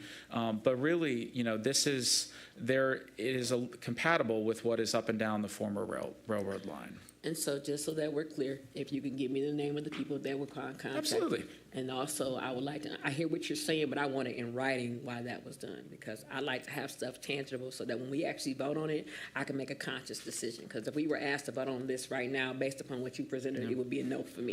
And so I would like to have that information. And I will highlight some of the analysis that was done in the staff report. Thank you so much. You're welcome. And that's an opportunity for the applicant as well. If there's questions that have come up, you can provide that information to the council to further consider. What's your business case that you're making for how that would be an improvement or benefit to the neighborhood? So the public hearing at the Planning Commission, it was posted and then mailed to everyone within 500 feet. The two community members that I can recall that spoke in opposition were Chuck Johnson and Everett C. Those are the two that I remember in particular, but we can go back and see. We cannot forget Miss Darlene Clark, too. Oh, okay. Yeah. So Darlene Clark as well. So those three speakers do not live in the immediate adjacent area, but at least one of them owns property nearby. Right. Okay, and I said at least one. So I want to be, let's say everybody, there's a reason why I just want to make sure I say this in great detail. We do a lot of rezoning, and it's not against you, brother. I mean, nothing personal, but I'm at a place where, because I don't believe anything until I see it in writing, and I believe what he says, but I don't believe anything about these presentations until I see the physical contents of it. I just want to have all of it laid out for me. That's it. I just really, really, really am starting to be real particular, and I'm going to tell you why. We've rezoned several schools that now will not, their zoning is going back to their original zoning because it's been 3 years as of next year. Nothing happened. We did a whole Kennett landfill thing that was supposed to happen. That deal fell through. The administration was never told, the council was never given that information. We just still don't know what happened to the landfill. We hear contracts, even after we do the rezoning, we change everything, we hear stuff fall through. We're not told to the ninth inning. So it is not against you. It is a growing frustration against not having real information and then being put on the spot. And then we come from a defensive place and we're forced to vote on things that I no longer can agree with. So that's all the reason why I'm asking all these questions. I went into an elaborate thing so that everybody knows what my stance is. I do not like the way that this council is given information, how we're not given information, how we're told stuff is done and it's actually not done, how we're told deals are done and the contracts never come through, and then at the end of the day, we have egg on our face because we're forced to vote for things. So that's why I'm asking it just like I said it. That's it. Thank you. Councilwoman James. I've got a couple of questions. First of all, the analysis that he's showing, that the applicant is showing that the land has some contamination on it, was not in the package. Could he share what, and we don't have to do it tonight since we have another week or 2 weeks to go over this, but we would like to see, or I would like to see that analysis and more specifically what contamination he's saying that exists there. Secondly, when you look at that picture, that whole area is predominantly M1, but it does have a residential area there mixed in. So it's kind of unfortunate, you know, because it's a really difficult decision to make. I do agree that there's a lot of residential there, but that particular corridor is predominantly light industrial. The question, though, is since we're doing the master plan, which way do we want that to shift? Because it's already heavily industrial, but do we want that as a city, as we're planning? Do we want that to shift to residential, or do we want it to shift to more industrial? And that's the question that we have to address as a council. But I would like to see the information that they provided in terms of the environmental contamination. Council President, can I ask the applicant this evening just what they have and what they don't have, and if there's anything that they haven't provided that would be helpful to council, we can get that to you for the next packet. Like when you want to do that right now? Can we? If you need to. But yes, in the next 2 weeks, that material would be useful, even just as a point of reference. Yeah. We have a book currently in the planning office. It's too large to put in a packet. I mean, it's thousands of pages that is available to any council member to view, but that would be of the adjacent property, not of the subject property for this rezoning. Is that correct? Yeah. Correct. Yeah. There's a phase 1 and a phase 2 and a BEA for 339, and then also what was included in the packet was an opinion letter from the environmental company about the adjacent parcel based upon what they discovered, which was also submitted with the packet. And also, to address your question, I do have the completed surveys from our event for folks that were in support or undecided. If I can hand them out, I have 8 copies. For the sake of time, if you could just give it to the clerk, and we can make sure that each council member receives it. We want to make sure we can keep the meeting going. But those are excellent questions. Was there anything further, Councilwoman James? No, if he could provide that next week, or at our next meeting, that would be great. Okay. All right, and I want to really thank the applicant for making it conditional, because if it was just straight up M1, that would be very challenging, because it leaves it open-ended about future industrial uses that could be very incompatible with the best use of the city's surrounding land. And we recognize that was the applicant that proactively and without prompting had made that conditional add-on. Is there any further conversation on this first reading? Councilwoman Jones. Real quick, just to clarify what I was looking at, looks like the map from I put it up.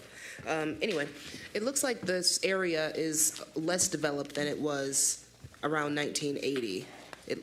This map looks like there were homes or at least some structures in the nearby area, and then just as recent as 2023, it just looks like these structures are gone. So I just wanted to confirm, is it fair to say that this area is less developed currently than it has been in previous years? When you say this area, do you mean the subject parcel or surrounding parcels? Surrounding. Surrounding. I mean, since we've been there, it's been unchanged, but I do. Well, I take that back. There's been, on all of Osmond, one new home has been constructed, and that was directly across the street from Paddock Vehicle Storage after we developed it. Thank you. But historically, yes, there are homes within the last 30-plus years have been built on Osmond. It's a very beautiful offering of homes. But I think it would be fair to say it's less dense than it was historically. There was maybe smaller homes closer together. There isn't the structure anymore on the parcel we're talking about right now. But we can also look at that too. If you drive by, I encourage any community member to drive by right now at Osmond and Jesse. It's overgrown. There's sort of like a perimeter fence, and it's not very aesthetically pleasing, for the neighbors or anyone even just driving by.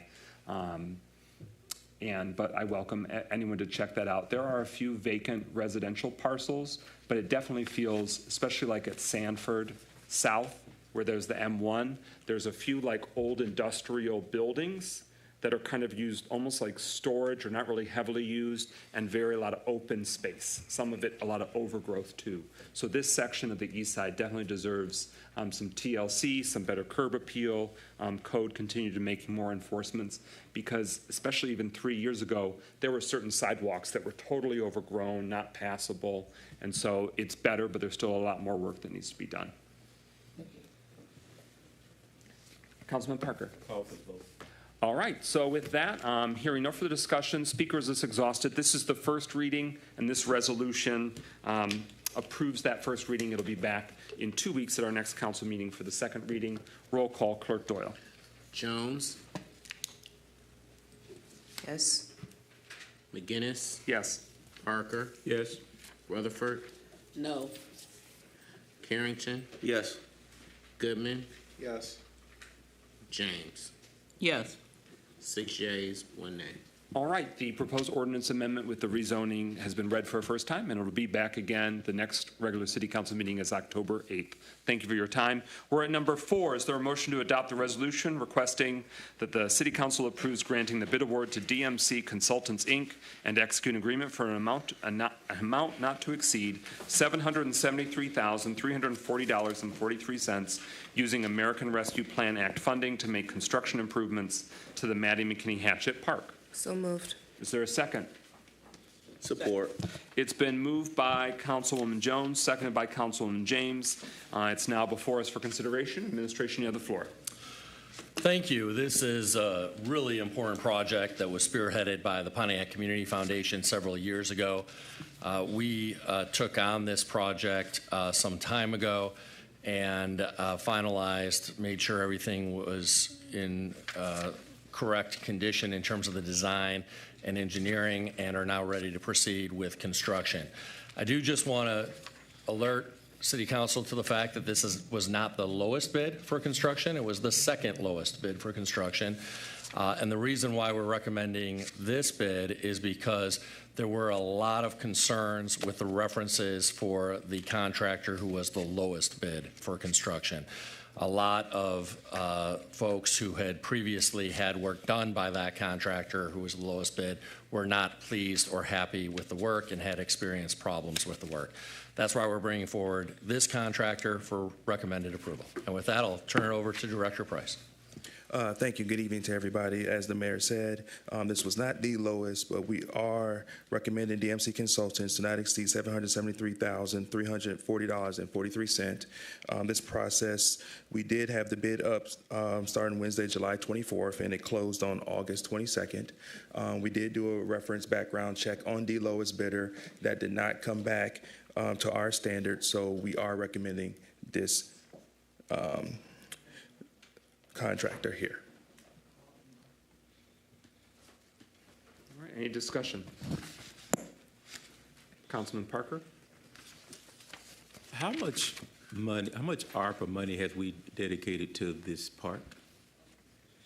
There's been nothing dedicated to this park as of right now. How the ARPA money was dedicated to was in terms of many and neighborhood parks and then community parks. So in total for all the parks was $6 million. This was part of the neighborhood and community parks. Mayor Grimel? I do want to mention, though, that the neighborhood and mini parks was really for the ARPA budget for the neighborhood and mini parks, as I understand it, was really for the 10 neighborhood and mini parks that were initially selected for that. This is really an 11th neighborhood and mini park. And part of the proposed budget amendment that was published a week ago and will be coming before City Council, I believe, in 2 weeks, does or would allocate, is a better way to put it, the funding, some funding from the community park ARPA budget line item to the neighborhood and mini park budget line item to assign some of those ARPA dollars to this project. Some of the funds for this project are coming from the Pontiac Community Foundation. Some are coming from Oakland County by way of the Pontiac Community Foundation, but we are proposing that some of the ARPA dollars that were originally allocated for community parks should be allocated to this park. Pro Tem Carrington? Yes, Mayor Grimel, so exactly how much is coming from the Community Foundation to this particular project? I know that for years they have been raising money for this particular park. $314,000, with the balance being proposed to be covered through ARPA dollars. All right, thank you. So again, that was $314,000 from which source? So it's $314,000 that we will get from the Community Foundation. 214 of that is actually the Pontiac Community Foundation, and 100,000 of that is money that Oakland County had previously pledged to the project. So $314,000, and then doing the quick math, what would be the source for the remaining $460,000 if this not to exceed amount was fully utilized for these construction improvements? We're proposing that it be ARPA dollars that had previously been part of the $2 million bucket for community parks, and that be transferred as part of the budget amendment that came before City Council last week for publishing, and that be transferred to the neighborhood and mini parks to allow for it to be used for this project. Okay, and what can residents, park goers expect once, the cake is fully baked, the park is improved?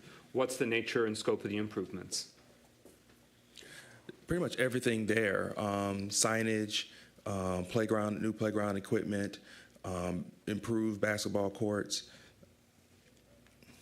just pretty much just a total redesign of the entire park. Okay. Councilman Parker?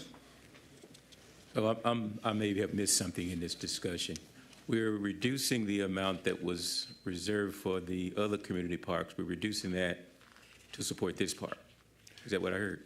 No, we're not reducing anything that was dedicated to that. What we're doing is there's $314,000 that's coming from the Pontiac Community Foundation. The remainder of that, we're going to be pulling from leftover reserves from the budget that was budgeted for the major parks to fulfill and finish this project. So basically, this was saying, so let's say if we had $2 million that was dedicated towards the community parks. Our budget has come under $2 million. So the remainder of that, what we're looking to do is to take that and go towards finishing this. Why not just increase the amount to the other parks? Because that was the decision that was made. Order in the chambers. Mayor, are you wishing to answer Councilman Parker's question? I am, yeah. Mayor So we may in fact do that. We had allocated $2 million to community parks total. Of that, roughly $1 million is being used by the engineering firm to do design, engineering, and well, first the concept design and design engineering, meaning preparation of construction documents for the improvements to 6 of the 7 community parks, not including Pontiac Oaks. And so that is still proceeding full speed ahead. We will still, after this transfer of funds, have approximately $500,000 remaining in the community park fund.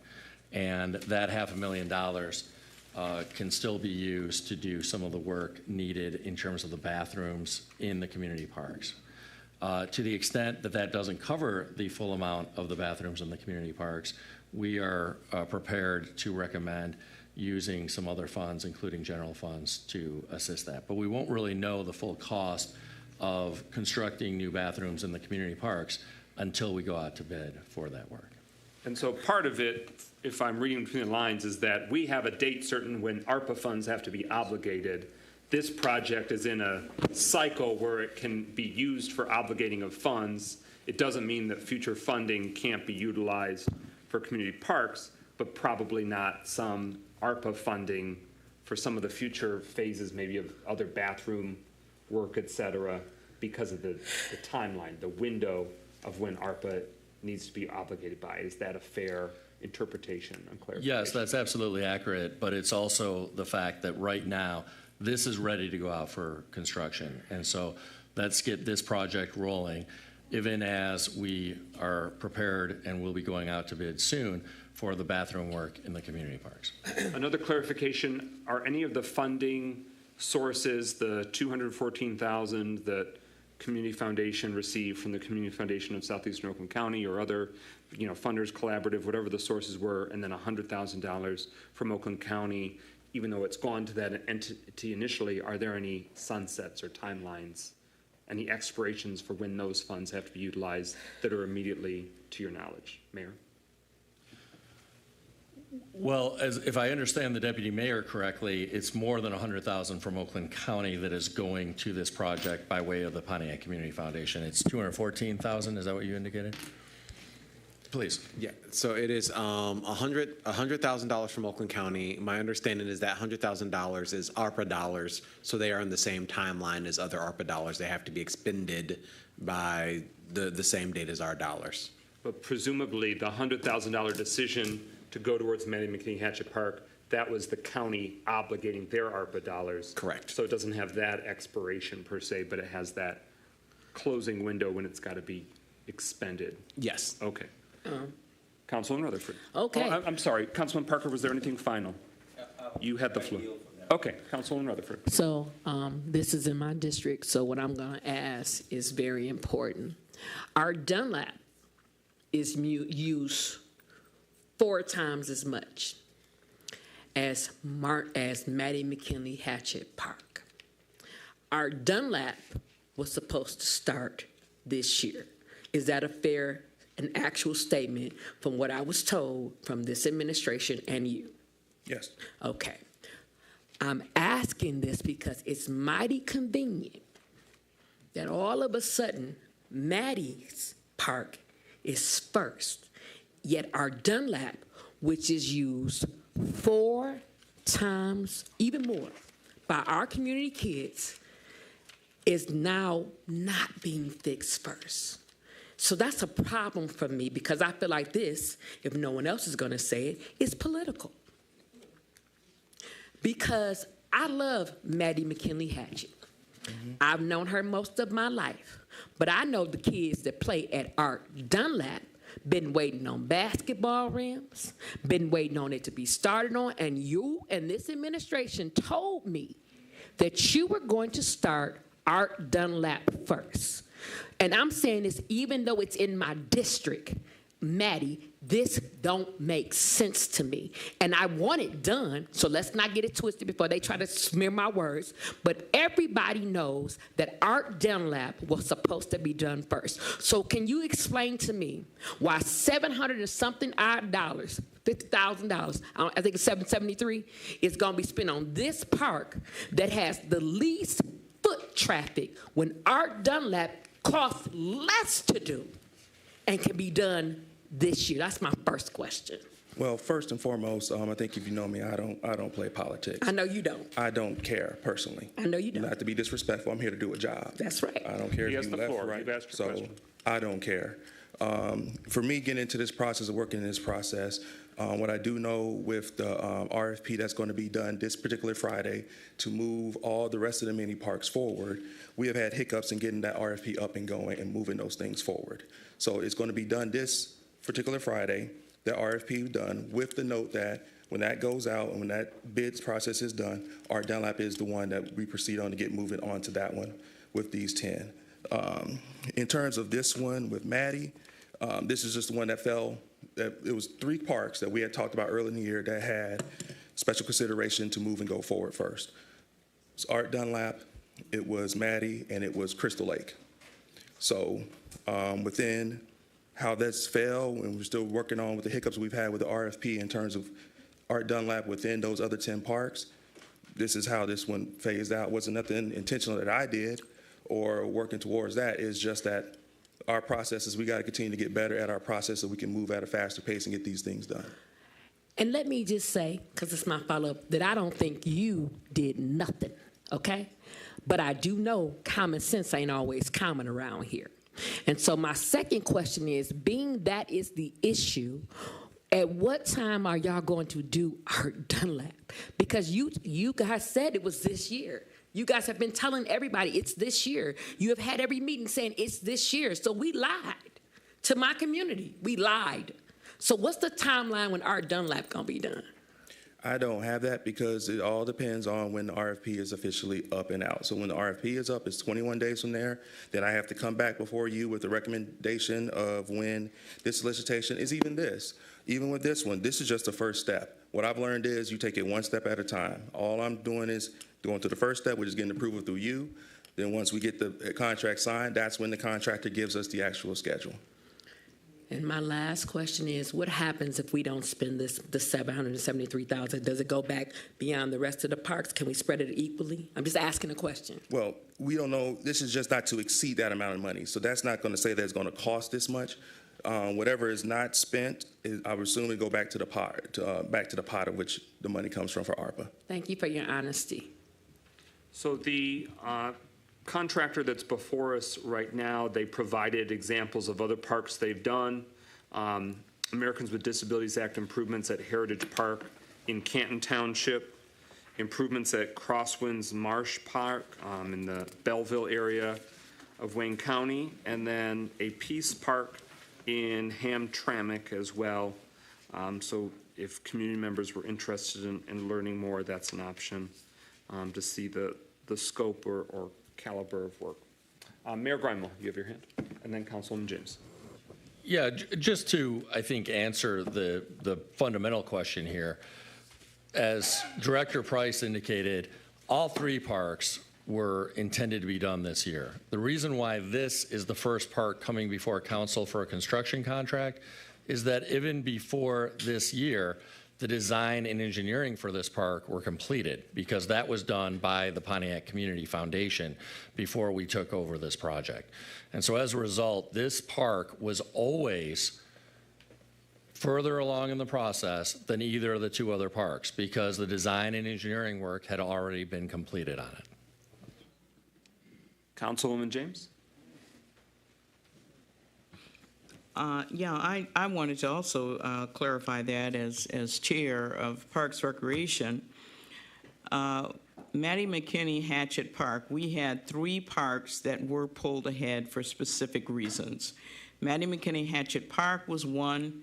It was pulled ahead because we already had a design, a conceptual design, and we had already made the decision that we were going to use the conceptual design that was done by the Pontiac Community Foundation, by the Zarema and Company, that we were going to use that design. So since none of the other parks had designs, that allowed us to move Maddie McKinney Hatchet Park ahead. Now, I think we need to make the point that it's rare for a community organization to be able to raise over $200,000. Their goal was $500,000, but they were only able to raise $214,000 to renovate Maddie McKinney Hatchet Park. it's not often that a city gets $214,000 dropped in their lap by a community organization. So I think that's what we, you know, as we talk about this, we need to put things in perspective. We are benefiting as a city that we had a community organization that cared enough that went out there and raised on their own $214,000. A grant was written to Oakland County. They gave us another $100,000. So we are going into the Maddie McKinney Hatchett Park with $314,000 that the citizens did not pay for or, you know, did not contribute to. So we are adding, in order to be able to do that project, our own opera dollars. But that is the reason why Maddie McKinney Hatchett Park is going to be the first one to be completed, because it had, you know, when we took over this project from the Pontiac Community Foundation, it already had design. So all we had to do was go in and create the construction drawings, which now have been done, and we are ready now to award the construction contract. None of the other parks are at that level.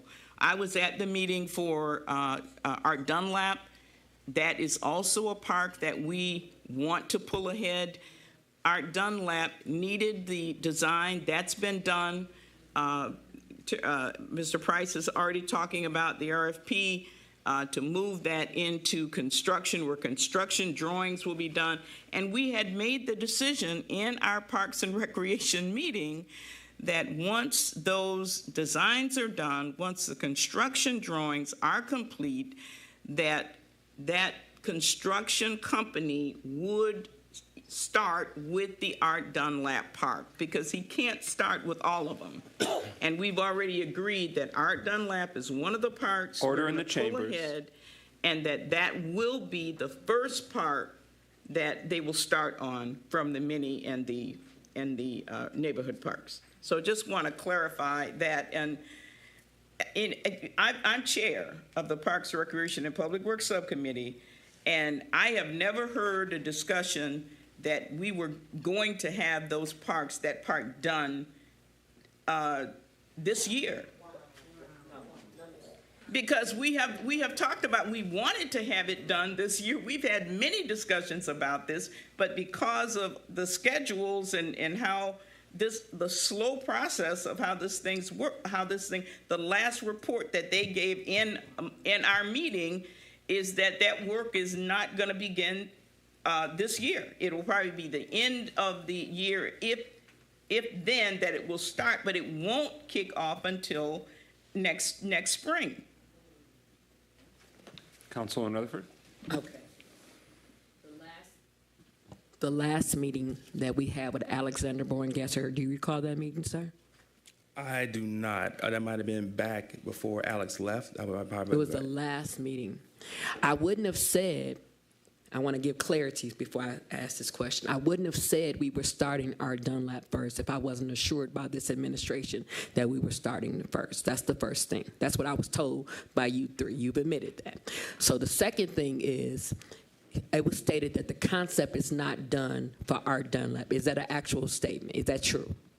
Is the concept design with all the drawings and the gentleman you had come to a meeting is it not done? It's done. We're waiting on So it's done, meaning that we don't have to do Maddie first. We need to do the park, which has the most foot trafficking, which would have been Art Dunlap. Because when you did your assessment, and I'm bringing it up to make a point, we can't say that it's because a person raised money, because for 2 years, the individuals that had the money didn't get the rest of the money, and the city had to ask for it back. That's the reason why because they couldn't get the $500,000. The city didn't get, that's what happened. We gotta stop, don't do that, because that's insulting to me. Originally, this was the first announcement when we first got in was about Maddie McKinley Hatchet Park being done in 2023. That didn't happen. 2024, that didn't happen. Now 2022, 2023, now it's 2024. The reason why I'm so irritated is because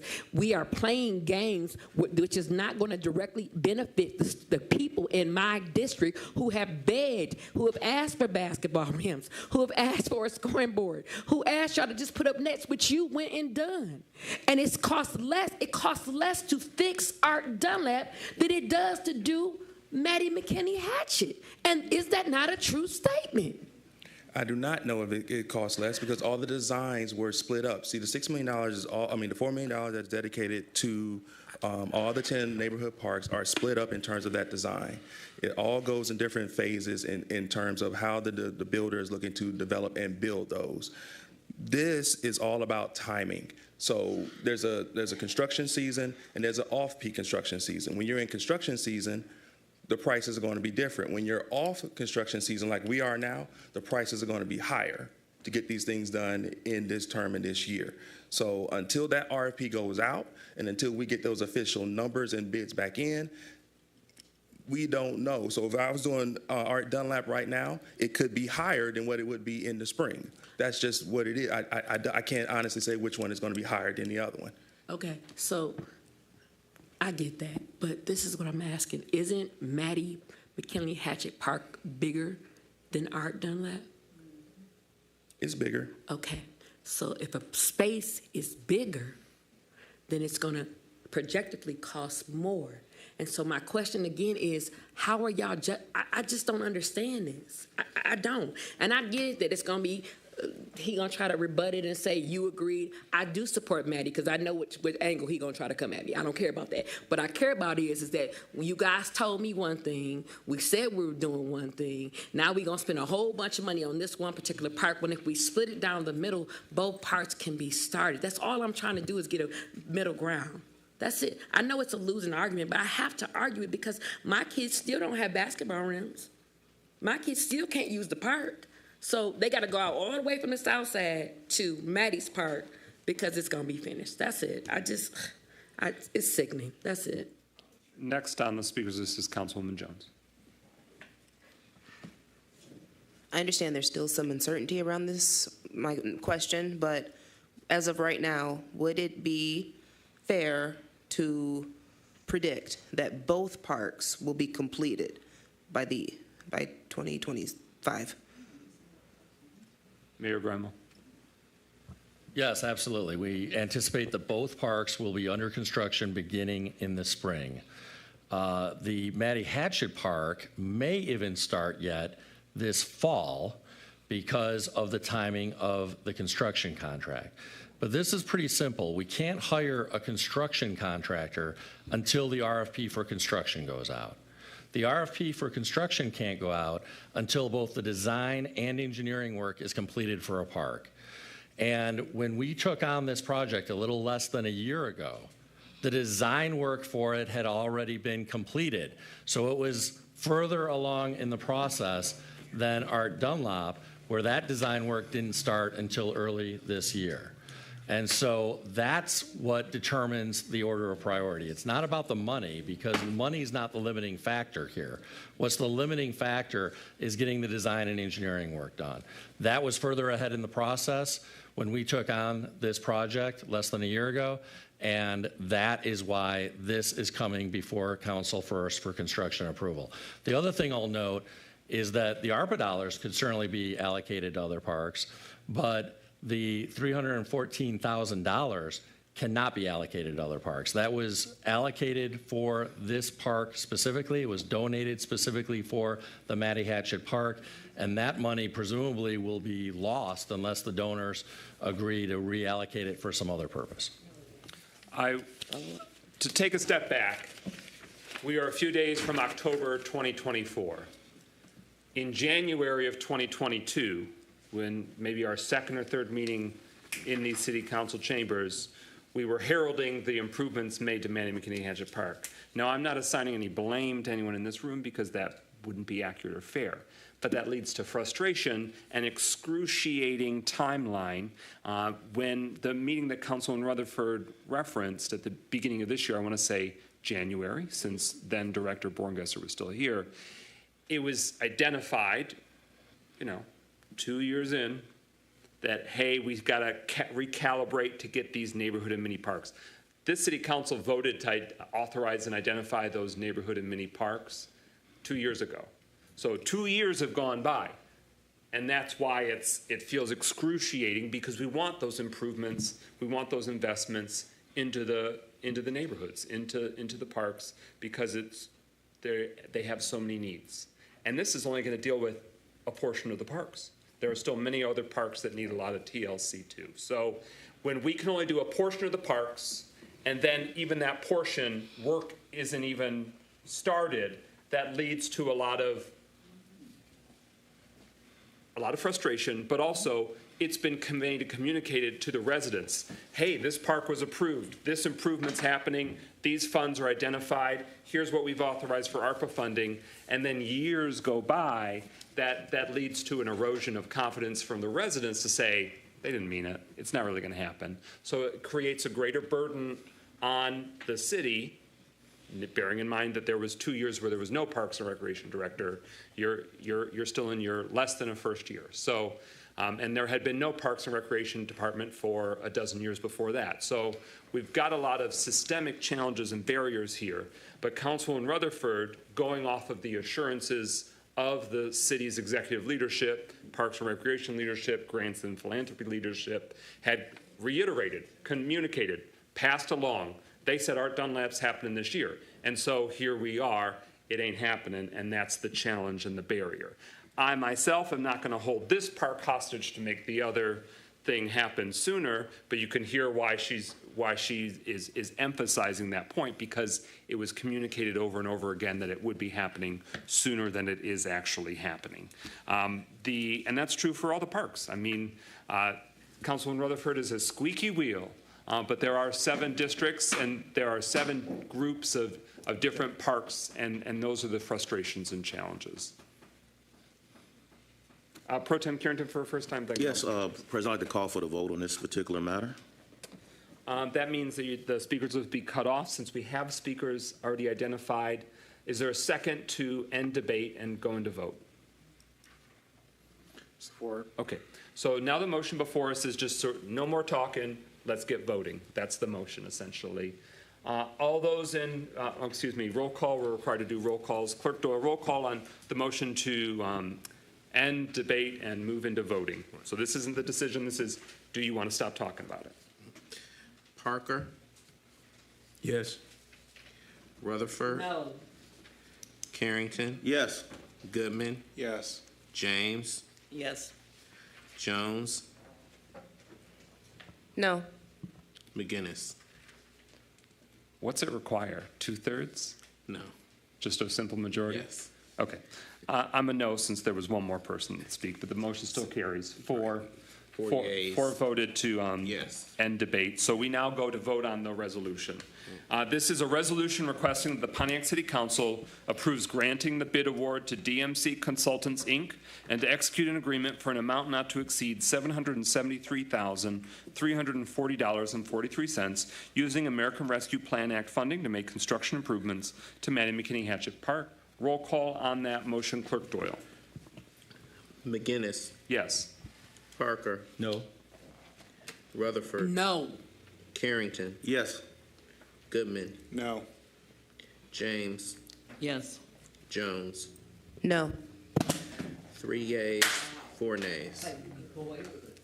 Order in the chambers. All right, so that motion fails. We're at number 5.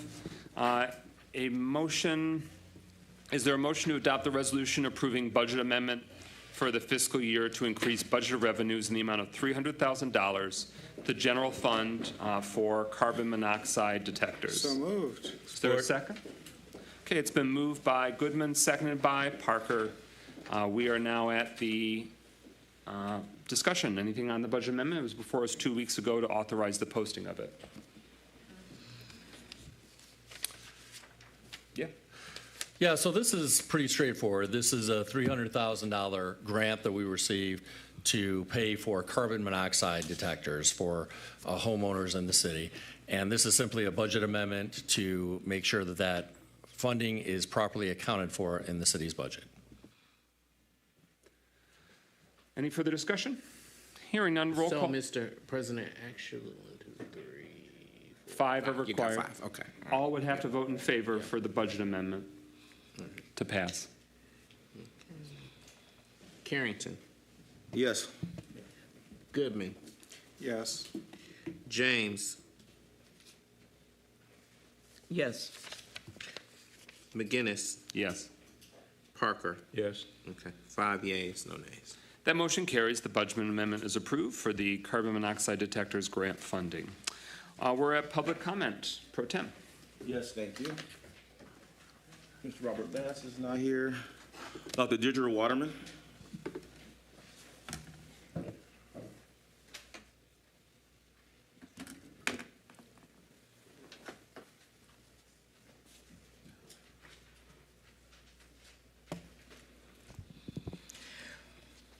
So, it's quite a discussion.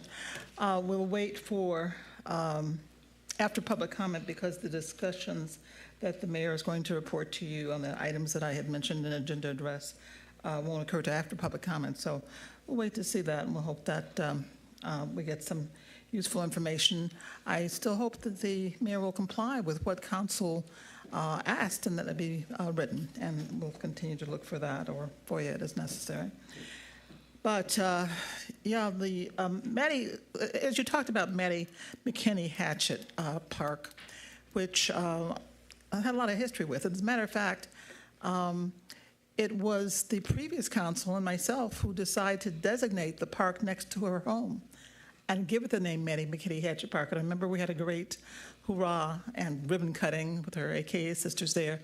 And at that time, during my administration, I had what was called the Neighborhood Empowerment Projects, and we gave that park probably the highest grant we had, $26,000, to get the pavilion and to really get that park started. So it has a lot of, impact on that neighborhood.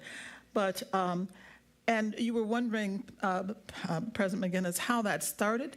It was actually the first meeting, that's this council, that the mayor came in of the few agenda items. He said he wanted the Maddie McKinney Hatchet Park to be renovated, reconstructed. And to that end, he had gotten a lot of money from the county, all right? And so to go ahead, now the Pontiac Community Foundation said, we'll take up and we'll raise the money and do the concept designs. And they came back with $1 million for that park to do that. So that was far more than I had spent during my administration on the park. So, I guess she got a nice, Maddie McKinney was very close to this administration. She put a nice billboard up outside District 7 saying, I will support Mayor Grimal's election. So that is, that's great that they have that great park. And Pontiac Community Foundation, I understand, said that they couldn't raise the $1 million that they concept design was going to do. So finally, I think it was last year, they gave it back to you and said, well, you raised the rest of the money, you do it. And so that's how we got to this point right now. But, that's, and you want to spend $773,000, or that was, I guess you just voted that down, of ARPA money. Now, the ARPA funding is one of the things I'm continuing to advocate for, as you know. I am concerned that we spend more of the ARPA money to benefit the citizens, the $25,000 homeowner grants and small businesses. And as you said, Councilman Jones was meaning the fact that the Chore program, you have so little money for that, and there's so many seniors who won't be served. The Chore program is not new. We've had the Chore program before. That does conclude your time. And I will talk more about that next time. Thank you, Dr. Water. Mr. Carlton Jones.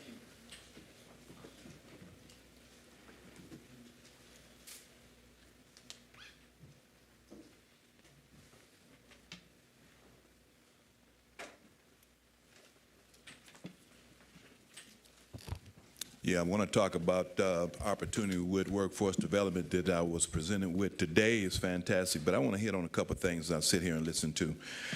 One, we really, truly have to work on our communication. Our communication here in the city is a real issue, and I see the council's feeling it too. So we have to find ways to communicate a lot better in this city. And until we do that, we're going to continue to stumble.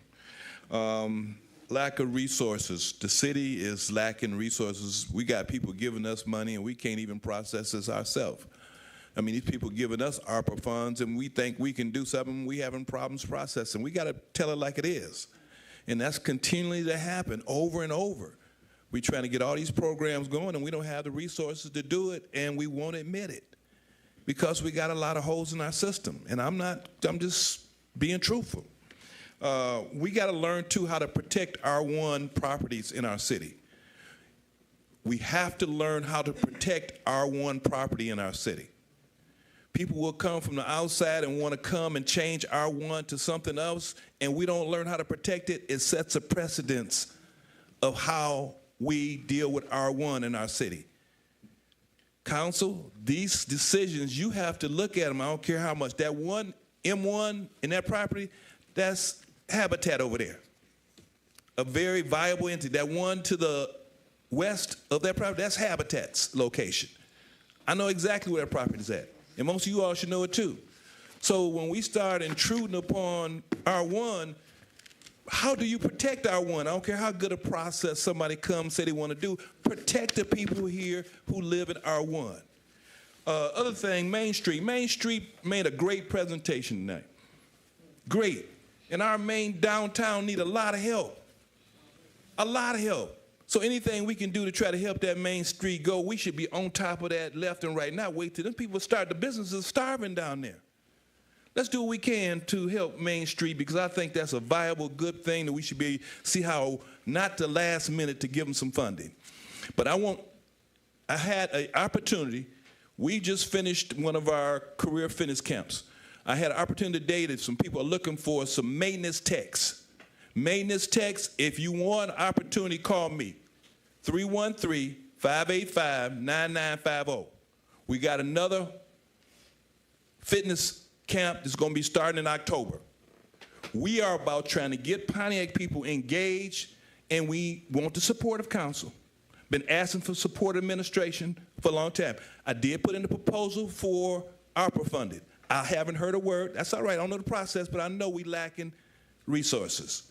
But anybody, 313-585-9950. We'll try to get ready for these opportunities. Thank you.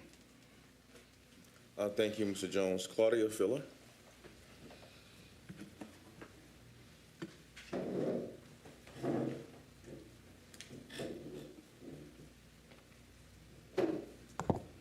Good evening, Council.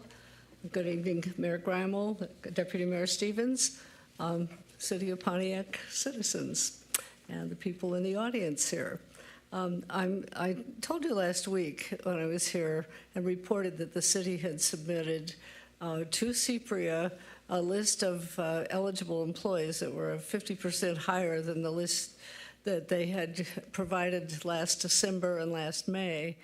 But at that point in time, I had only just received the word over the telephone that there were 80-some people instead of 50-some people that had been reported earlier. I had not seen the documents, and I told you that I would come back and make corrections if that were incorrect. However, when I was able to see them, I think I reported correctly what was provided to us. But the mayor last week alluded to the possibility that there may be some duplicates, and there were. There were 7 duplicates on that list. So we're looking now at a list of approximately 22 more than had originally been provided. So at this point, just to let you know, the CPRIA attorneys are looking and evaluating the cost to VIBA of adding the additional people. We will be meeting tomorrow with the CPRIA board to have the attorneys report on that. And the attorneys have told me that they're working with the city's attorneys, and they have a couple of more issues to resolve, but they're very close. So I hope this is good news. I hope we are very close. I hope that we could come back in a couple of weeks and have this resolved. If there's goodwill on both sides, I think that can happen. So thank you very much. Thank you. Mr. Chuck Johnson. Ms. Rosalind Norcross.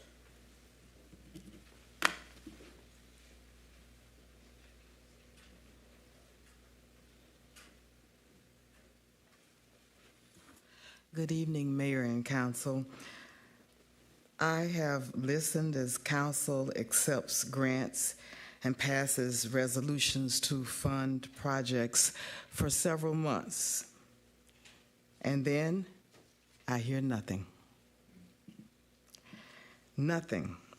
Nothing unless I contact the city department or I call council people personally. I would like to, for the city mayor, council, to have a way to share information with citizens on how projects are going forward.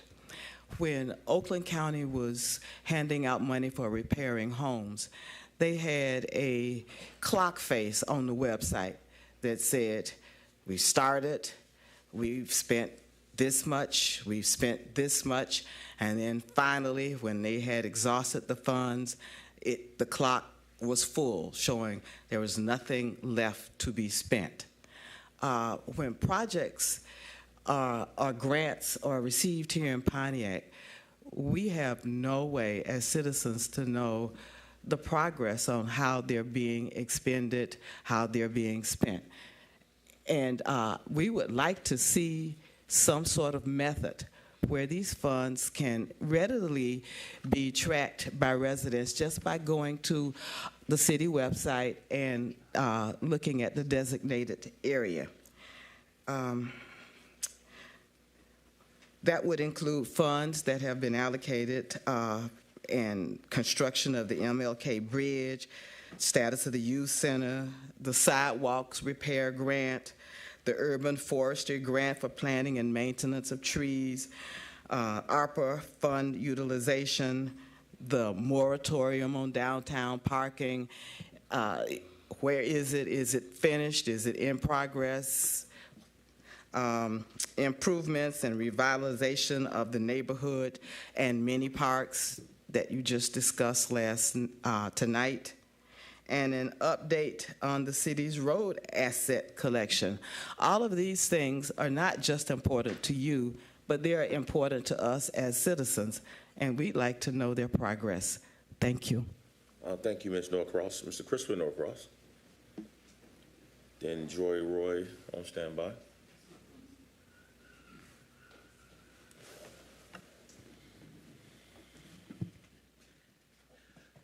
Good evening to our esteemed Mayor Grimal, esteemed city council members, and good evening to all in the audience this evening. I'm going to share some information about an event which will take place this Sunday, September the 29th, 4 p.m. at Newman AME Church. Why am I sharing this information? I am excited about the opportunity this event offers to better an understanding of the history behind my ability to vote, and thus better understand the value of my vote. Now, I've lived in Pontiac a long time, and I've lived here long enough to understand the effects of segregation.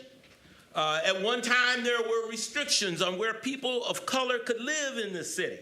These restrictions, coupled with gerrymandering, the Henry Amendment, I don't know if many of you even know about that, diluted the power of the vote of people of color. My time in Pontiac has allowed me to see these residency restrictions eliminated, gone, and the resultant heightened value of the vote for all citizens in Pontiac. During my time in Pontiac, I've seen a movement from a confrontational, adversarial type of relationship between the federal, state, and county governments with that of the city of Pontiac to a relationship which is a lot more supportive of Pontiac's development. Personally, now I feel much of this change in the relationship is a direct result of increased voter turnout in Pontiac, the value of the vote. Now, the more I listen, experience, and study the history of the battle for the vote, the more I understand and appreciate the value of the right to vote.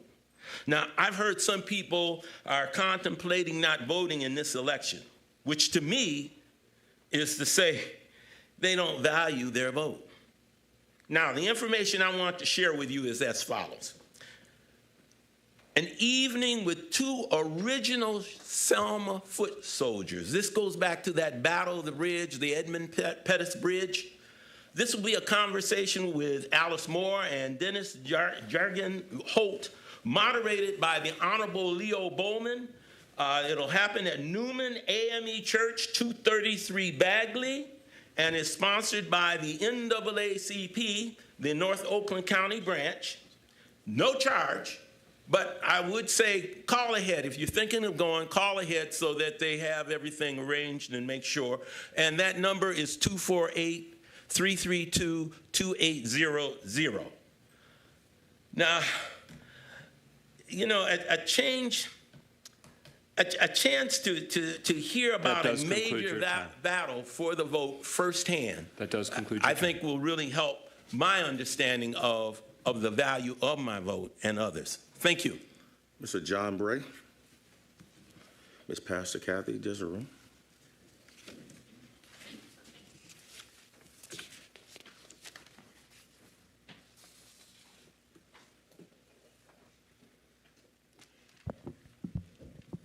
Several people that I've talked to in the past few days have asked why I wasn't at the State of the City.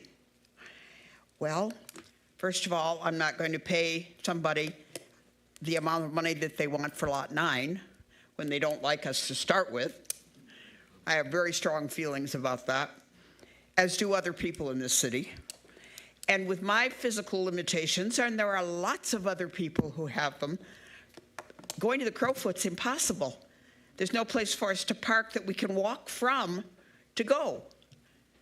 And I found, you know, I've not said anything through the last couple of years with that, but it's becoming problematic. I never get to go to the things that I really want to go to because I don't have a way to walk to where I need to go. And that parking lot is ridiculous, and we just don't have any place. It would be better there must be, with all the buildings we have in town, I mean, even the high school would be a better place we probably can't have it there, but I understand we need to find a place that's more central where people my age and older can go and get in and comfortably sit and enjoy the things that we want to be part of. The other thing was, been over 2 years since we first started talking about parks in the city. And I don't know how many, we only have one park in our district. We have Galloway, which used to be lovely, is going to be lovely again if I live long enough to see it happen. We've seen drawings, we've seen pictures, we've talked with the architects, beautiful. Where is it?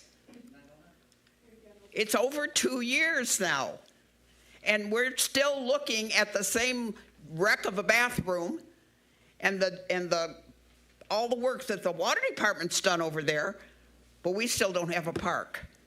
And I find that just more than a little disturbing. I think I'll leave it right there. Thank you. Ms. Darlene Clark. Ms. Gloria Miller on deck. Once again, good afternoon. Okay, now I'm speaking as a resident and a taxpayer of the city of Pontiac. Pontiac has had a problem, again, since the emergency manager, since our mayor seems to want to find that's where our problem started. We had a problem then, we had a problem thereafter, and today we still have a problem. The problem that we have is not only lack of money, but the lack of communication with the administration at hand. This may sound minute to you guys, but it's very important to the residents of Pontiac how they perceive what's happening today. Now, on us, we're getting ready to come into a new election. And we noticed that the changes as a resident has shifted a little to where the council is taking notice of what's really going on. When 2.5 years or 2 years and 6 months you've been saying yes, yes, yes. But it's a mess that has been created. The administration has not shown a timely fashion in communicating with the council. Council has let it go by. The residents don't have information to do things in a timely manner for the administration. And with that being said, small business loans and other loans that's given to the people, since it's work choice, needs to have extensions. But these extensions is not enough, especially when they have known ahead of time that the people could have got involved and got what they were needed. Also, we have our cities, and our conditions of our city is looking more worse now than it did when the past administration was in office. But I'm saying this for a reason. I have attended the master plans meeting, and I asked the guy who's in charge of the master plan, why are you presenting homes and keeping people at a low level, which means you only presenting homes as small homes, little homes, and his answer is that our revenue coming here, our employment is only worth $100,000, which telling me you're saying we're not worth anything. That master plan and the new charter that you put together, they go hand in hand. The people that's coming in here to gather up in our city, these investors, they're getting taken care of very well while the residents is being put out. If you want to know what Pontiac is about, Carlton Jones made it very clear, not once, not twice, but many a times, that talk to the people who lived here for 70 years, and they can tell you what's been here. They can tell you why it was here. We were a city of a divided city. We have been that up until the riots. We are still that today. The administration and the council have kept us divided and on bended knees. The master plan is keeping us there. The budget, the general fund, the ARP money that you choose to spend out of and see no results, we still on bottom ground. You borrow from the general fund, but how much is in the general fund? How much is left in the ARP money? Thank you, Ms. Clark. Ms. Gloria Miller.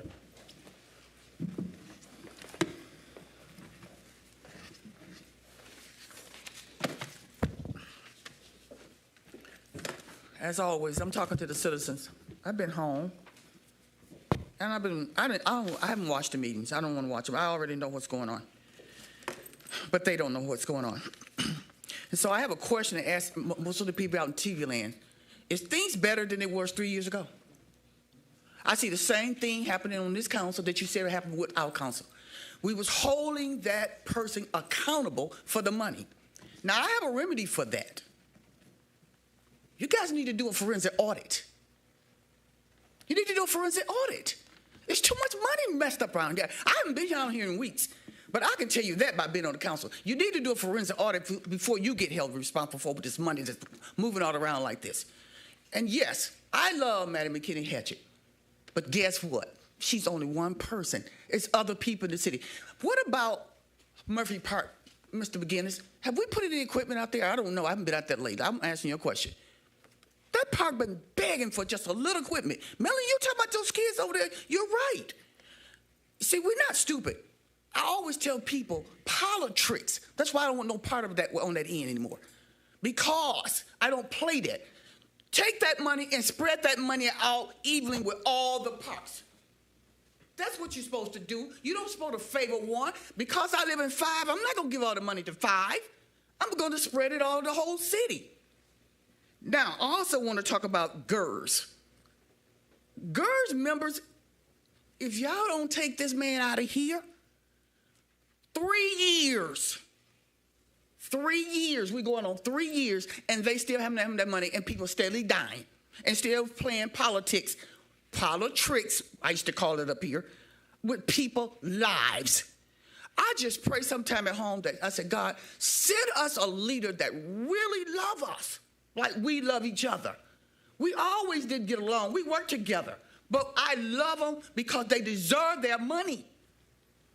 All this technicality doesn't make any sense whatsoever. And all I'm asking you to do is, that's what I like about elections. You tell me about coming to an election, Mr. Norcross. I want to come to one next year and see if the pastors in the city go come together and get rid of this one here, what we got here. Because he's playing politics with us. See, I'm big enough to say that. Ain't nobody gonna beat me up. I don't care if you like me. It's not about liking me. I live in this city every day, and I drive around, and I see the problem and the condition. These young people need somewhere to stay. I be helping them try to find somewhere to live. and then you throw us crumbs.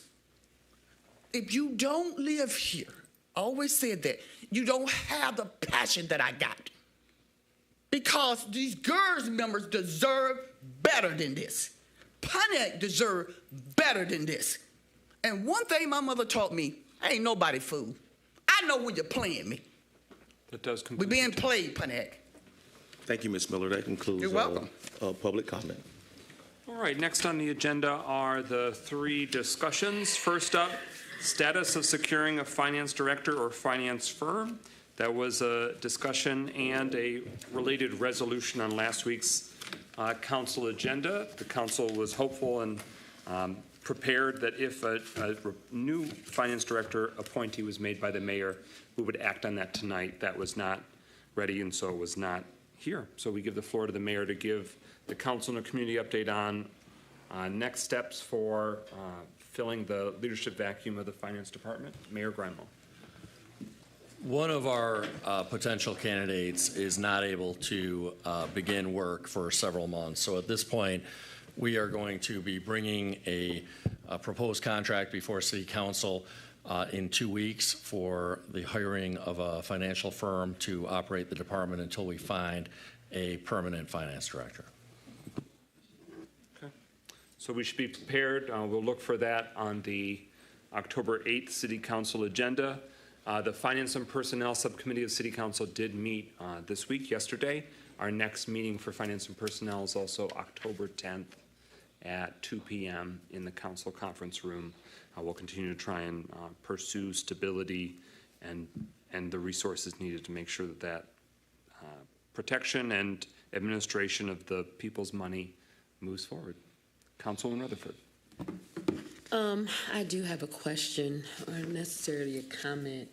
So, in the event that this individual recants and doesn't want this position, is the administration prepared to hire a financial firm to actually handle the day-to-day finances of the city? So that's my question.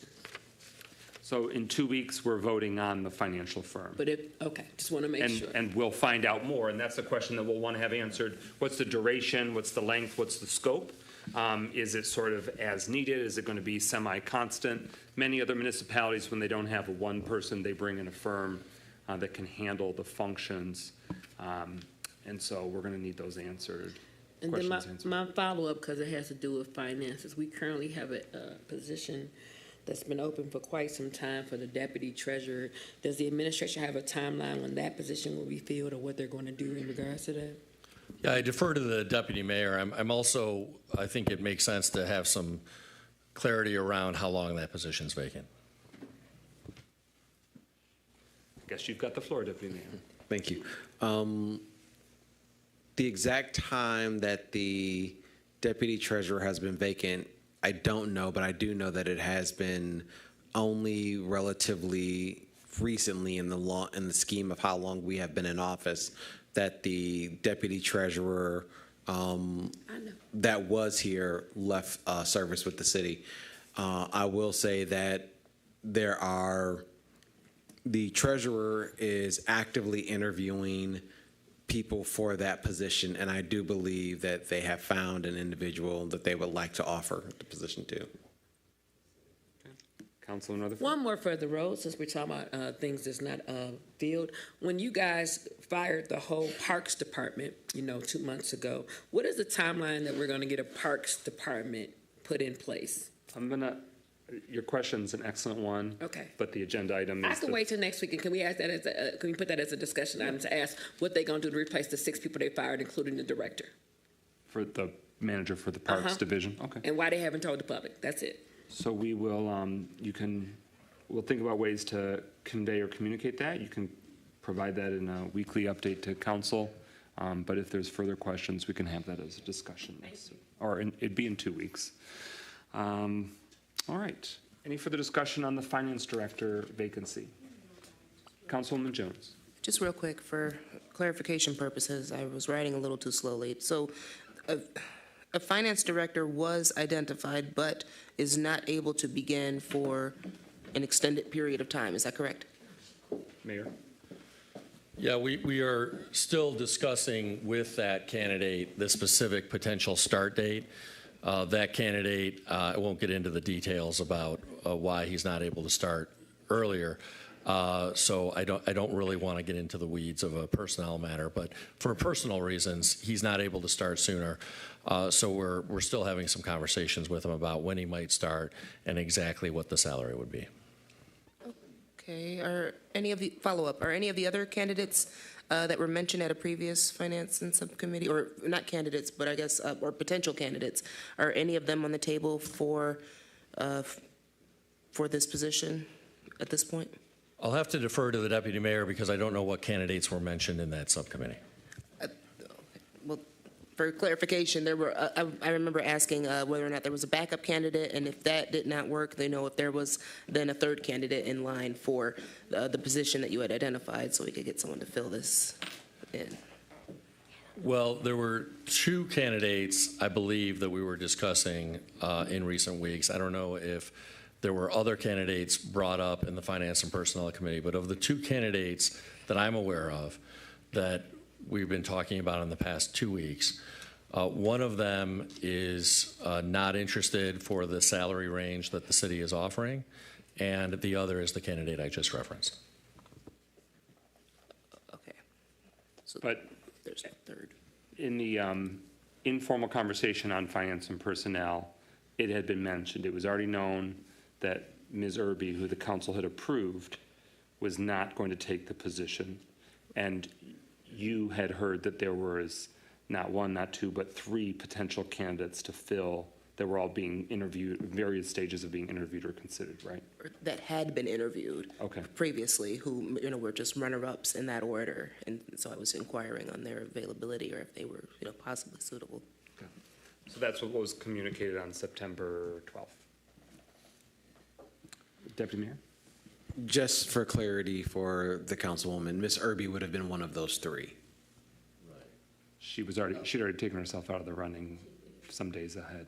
But we can clarify further, because you were obviously at a conference, so you were not there, I was not there, so that can be clarified.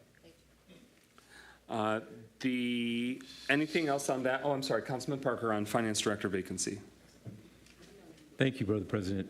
I just want to thank the administration for recognizing that as we have been bogged down with interviewing candidates who have decided for whatever reason that they may not want to come to Pontiac, that the recommendation was made at our last Finance and Personnel Committee that regardless of who starts, that because of the mountain of financial issues that need to be addressed, that we hire a agency anyway to participate in transition. So I just want to thank them for doing that. Anything else on status of securing finance director or finance firm? I do have one more question. So it's finance director question to Deputy Mayor. Currently, who is running our finance department? Deputy Mayor Stevens. The acting finance director is Mr. Sekarbawa. And do you assist him? Well, yes, that is one of my duties as deputy mayor. Okay, thank you. Anything further on that discussion? Hearing none, we're on number 7 on the agenda, status of retiree benefits restoration, updated settlement. At our last council meeting and the meeting prior, we communicated that we stood ready, that as soon as something was ready to be voted on, that we wanted to act swiftly and schedule a special meeting to accommodate that. If it's ready, and obviously it's not ready, otherwise it would be on the agenda tonight, that still stands, that if something comes up and we don't have a meeting scheduled for a few weeks, we can act and schedule a special meeting to fulfill that obligation because we view it as a high priority and very time sensitive. Mayor Greimel, any more updates on the status of that updated settlement? As I shared last week, a number of items were sent to the attorneys for Cypria. Our attorneys have not heard back to date. I think part of that may be because the lead attorney for Cypria is out of the country. I was told that he would be arriving back in town today, but we'll see if that's the case. There are 2 other attorneys involved, other than the lead attorney on behalf of Cypria, but we have not heard from them either. Discussion on this topic, Councilman Rutherford. I'm going to say it. I want to apologize to all the retirees because if you remember several months ago, we were told this would be handled by Labor Day. Then after that, we was told it would be handled by mid-September. And I don't have a follow-up for y'all. And I'm apologizing because that's the right thing to do. We have wrote resolutions. We have asked for weekly updates. And so what I would love to see happen is the same way y'all came before, to come down here and voice your opinion. I would like for y'all to come voice your opinion every week because it seemed like when y'all come, things start to move in. The people have a right to be paid for what they desire. And I don't want nobody to say, we're not saying we don't pay them. That's not what you're saying. It's the action behind or the non-action thereof. So I'm apologizing to all the retirees. I have a right to do that. This is my moment. Secondly, I hope that you come down here every week and ask the same question. Where is my money? Because that's the bottom line. Where is my money? We can't keep saying, well, we're going to do it in September. It ain't done because October next week. And then it's going to go from October to November. And then it's going to be November to December. And right around January, you watch what happens. A miracle's going to occur. Meanwhile, I know 4 people that didn't pass in the last 3 months who were retirees. I just went to one of their funerals last week, and I feel bad because I promised them that this council, who has been doing their job, was going to get the job done. So I'm apologizing to every retiree in District 1 through District 7 that we haven't been able to get the things that you guys want done, but we're trying. That's all I have. Further discussion? All right, we're going to keep this front burner, whether there's something final and ready to pop or not. There was should I use the C word? It was confusing last time we talked about this, about what really is the status of the actuarial study, that there may or may not need to be a little PS addendum study or replacement study. I am not clear on that still based on the correspondence. So does anyone on the council or the mayor know what gives with that? Is it all done? Is it ready? Is there more actuarial fancy footwork that needs to be done to satisfy what the courts are going to require? What do we know? Yeah, it's a conversation that the city's attorneys have been having with the actuary to make sure that it's done in a legal way. I don't know all the details or ins and outs about that. I do believe, though, that our attorneys are trying to clarify an item actually with Cypria's attorneys so that there's clarity for the actuary's benefit about what exactly has to be included in that cost study. So from last week, it is not put to bed in any material way? I don't believe so. Okay. All right, we'll keep asking those questions and escalating as we're available. All right, Councilman Parker. And to your point, one of the things I asked a question about was because I think there was an actuarial study that was completed, but because we changed the number of people that was there, did that mean then we had to do a new actuarial study, which would be an increase in costs? And I think that's where it was last addressed on my part. Yes, when I was determining what would make the cut for tonight's agenda, I had raised the prospect of do we need to proactively authorize as council any updates or addendum costs to actuarial firms. The mayor's response was that based on what's been reported to him that is not required. So I'm still working under that understanding that City Council does not need to take any additional action to make sure the actuarial study finalization happens, that it's not council approval of payments should not hold that up because I don't want to create any barriers, small or large. Mayor? And I can verify that the actuary is going to do the work and then release the study to everyone who needs the study without requiring us to pay in advance, and then we'll receive an invoice afterwards. So the payment is not going to hold up when we get any actuarial cost study that's completed and our ability to move forward. Okay. Any final discussion on the discussion topic? Hearing none, we're at number 8 on the agenda. Status update on the Martin Luther King Jr. Bridge Project Engineering Firm contract execution. The City Council voted last week on a resolution asking for an update from the administration about what's the holdup, and when can that be underway in terms of that agreement? The mayor has provided the council a written update since that, but we give the floor, Mayor, for you to amplify that. Yeah, the provisions in the contract required the engineering firm to execute it first. They did do so on Friday and sent it to us electronically after hours. And then yesterday in the morning and early afternoon, the three people here at City Hall who need to execute it executed it as well. Okay. And so our request does still stand. If there's any substantial changes to the timeline, we welcome any updates so we know if there's any shift there, small or large, to those different benchmarks for the engineering design portion. As Councilwoman James shared through the subcommittee, geothermal and some other fancy stuff is already underway. This is the design engineering portion that we're talking about, and obviously there will be more steps to come. Is City Attorney making a move because there's something else she needs to add? Yeah, there was a difference in the time frame. So as far as I remember, the time frame would be ending on or about June of 2025. So the time frame did change a few months. Okay. All right, so if that could be shared through whomever within the administration can clarify that to council, we'd appreciate that in writing. Yes. All right. Further discussion on the MLK Bridge topic? All right. That concludes discussions. We're at communications. The next city council meeting is not next week. Remember, there is no city council meeting on the 1st of October. Do something fun, hug a family member, pet your animals, but don't come to City Hall at 6 p.m. next week. The next city council meeting is Tuesday, October 8th at the regular time and place. The other announcements are spelled out in the written or electronic, if you're at home, council agendas. We give the floor now to the mayor for announcements from his office. Thank you.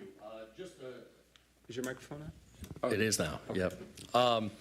Thank you. So want to just make sure that the community is aware of the 3rd annual Harvest Festival, which will be held here at City Hall. This is part of our seasonal events program. We have one big community event for each of the 4 seasons of the year. This, like the others, is always a very fun, family-friendly event. So please come out on October 12th for the 3rd annual Harvest Festival from 1 to 5 p.m. right here at City Hall. So again, that will be October 12th. I believe that is a Saturday, although I'm not actually looking at my calendar at this moment, but I believe that's a Saturday, October 12th from 1 to 5 p.m. right here at City Hall. Also, we have a number of upcoming opportunities for the community to weigh in on the master plan. We encourage folks to come out to these 4 opportunities that are coming up. One is Thursday, October 3rd from 6 to 8 p.m. at the Bowen Center. The following one after that is Wednesday, October 16th, also from 6 to 8 p.m. at the Crowfoot. The one following that is Thursday, November 14th from 6 to 8 p.m. at Welcome Missionary Baptist Church at 143 Oneida. And the 4th is Wednesday, November 20th, also 6 to 8 p.m., again at the Bowen Senior Center. I do want to just thank everyone who came out to the State of the City address yesterday evening. And I want to also just mention that we had valet parking free of charge because we wanted to make sure that people had an easy way of getting there and not having to worry about paying for parking. All right, that concludes communications. We're now at closing comments. Mayor Greimel, anything further? In the interest of time, I don't. Okay. Deputy Mayor? Clerk? Thank you, Mr. President. Just where the public is aware, beginning on Thursday, absentee ballots will be available. It's the first day by law, so September 26th, absentee ballots will be available. The clerk's office is open from 8:30 a.m. until 4:30 p.m. We've already had over 5,700 residents request absentee ballots. We'll begin mailing those ballots out on September 26th. Thank you. Thank you. District 5, Councilman Parker, closing comments? No comment. District 4, Councilwoman James. Yes, again, our normal meeting for September would be this Thursday. And I just want to remind everyone that we will not be having a meeting this Thursday because I will be out of town. Our next meeting will be October the 24th, and we're looking forward to that meeting. So again, District 4 does not have a meeting on Thursday of this week. Our next meeting will be October 24th. Also, just would like to say that Pontiac, and I've been in Pontiac a long time, I would really love to see us be able to deal with issues and not assign everything to people. So much of what we do, it's always about people and not what the issues are. The Maddie McKinney Hatchet Park is a project that we have been working on. The Community Foundation has been working on very positively for a number of years. And we've had hiccups and setbacks, but it has nothing to do with, to hear it demean as a political agenda is very disheartening, because I think that park is deserving of being redeveloped along with a plan that has been developed for it. And I just don't know why everything in Pontiac has to be about people, has to be about, let's knock down people. Because, when you look at where we are, it's not beneficial for us. It doesn't do anything for our city when we continue to beat up on people and not get problems solved. So I just want to make that comment. That's all. Thank you. All right, Councilwoman Jones, District 2. I will get through this very quickly.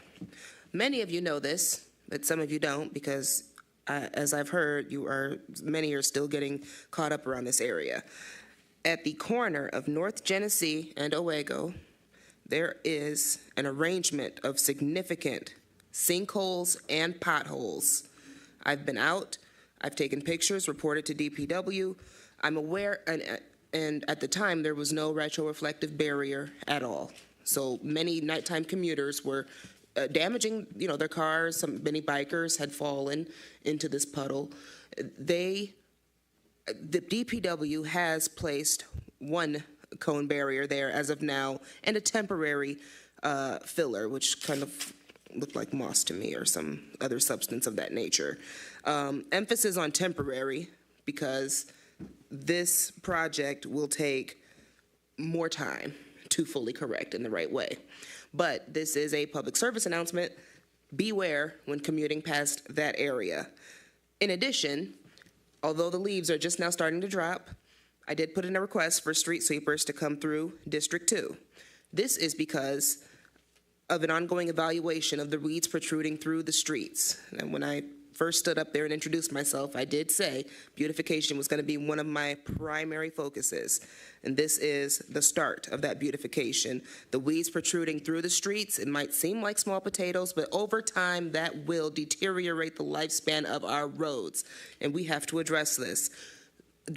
To my surprise, street sweepers were spotted in District 2 in Pontiac last week. They made it through the entire Pioneer Highlands neighborhood. And with that being said, I would anticipate them making rounds through the rest of the district in the very near future. I will be following up on that this week, actually. But I say this because I'd like to put out a little alert. Beware parking on the streets. We need to get the street sweeper through. Some of the streets are narrow. I understand you may not have anywhere else to park, but just be cautious and be aware of this occurrence. The D2 meeting, it is outlined in public communications, but it is next Monday, September 30th, 7 p.m. at Goldner Walsh. I will be there. I would love to meet all of you. And the District 2 project is still underway. I will have updates on that hopefully by the next council meeting, October 8th. That will be all. Thank you. Thank you. District 1, Councilman Rutherford. Motion to extend my time. I need an extra minute and 30 seconds. I want to be calm when I read my speech. Can I have a minute and 30 seconds extra, please? Yes. Thank you. Since so many other council members have been so brief. Get in good trouble, necessary trouble. That was said by John Lewis.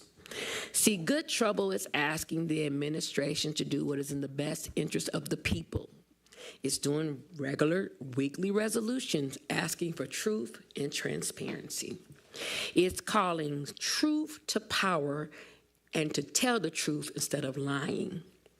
Yesterday, I witnessed half-truths be told to my community.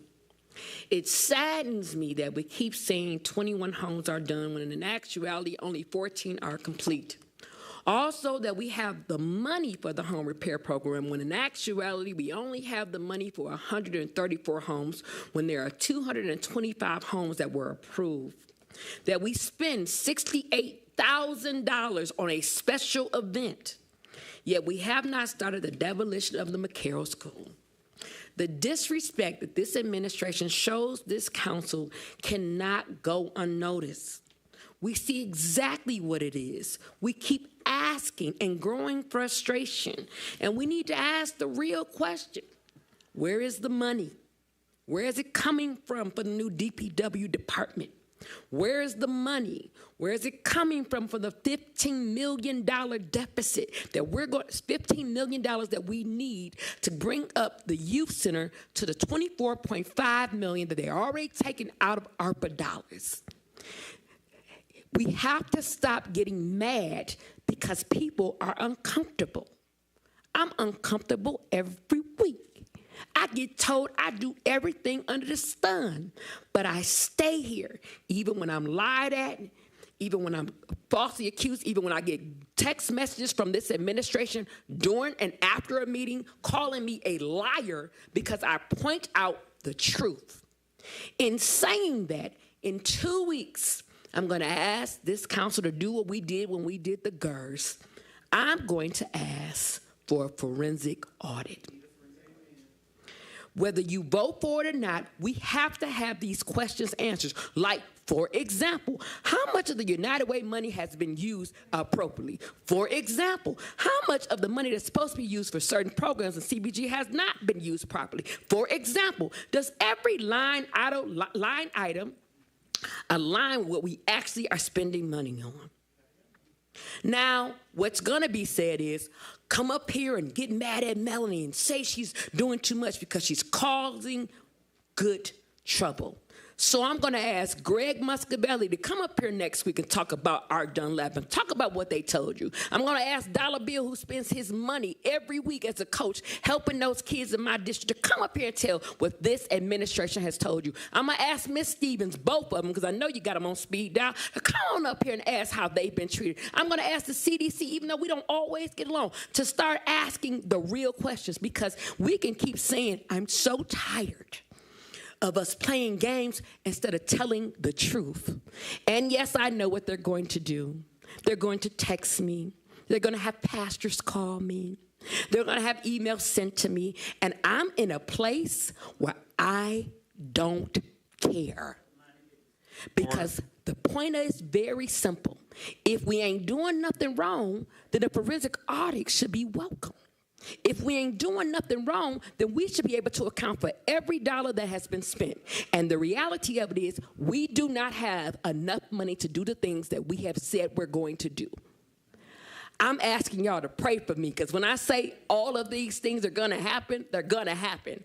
I have been bullied, ridiculed, because I tell the truth and I make certain individuals uncomfortable. And they think that they have the right to make me feel uncomfortable. But this is my closing statement. I was born here and I'm going to die here. And at the end of the day, it ain't about me. It's about the people that's coming in the future. So God bless you and God keep you. Remember, we have a District 1 meeting on Saturday from 3 to 5 at the Alley Cake. I hope the administration shows up. Please be there and be square. And remember, you matter. Good night. District 6, Council Pro Tem Carrington. Yes, thank you, President McGinnis. First and foremost, I appreciate everyone for taking the time out to attend this meeting today. Your presence here today is greatly appreciated. As we conclude, I want to thank everyone for their contribution to today's productive meeting. Thank you for your time and attention today. I look forward to seeing you at the next meeting, of course. In closing, until we are committed to collective work and responsibility, we will always be struggling as a community.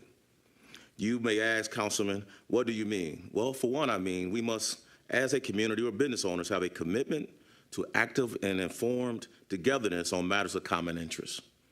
Without it, progress is impossible and future success of generations unthinkable. Good night. All right, good evening. I'm Mike McGinnis, District 7. For the sake of time, I will leave it there, but I hope you all have a safe and healthy rest of the week to come. Is there a motion to adjourn? Support. It's been moved by Councilman Rutherford, seconded by Councilwoman Jones. Order in the chambers. We still have to do the roll call on adjournment.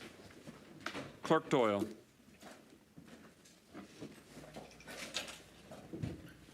Carrington. Yes. James. Yes. Jones. Yes. McGinnis. Yes. Parker. Yes. Rutherford. Yeah. 6 yeas, no nays. That motion carries. We stand adjourned at 9:29 p.m. Have a great night, everyone.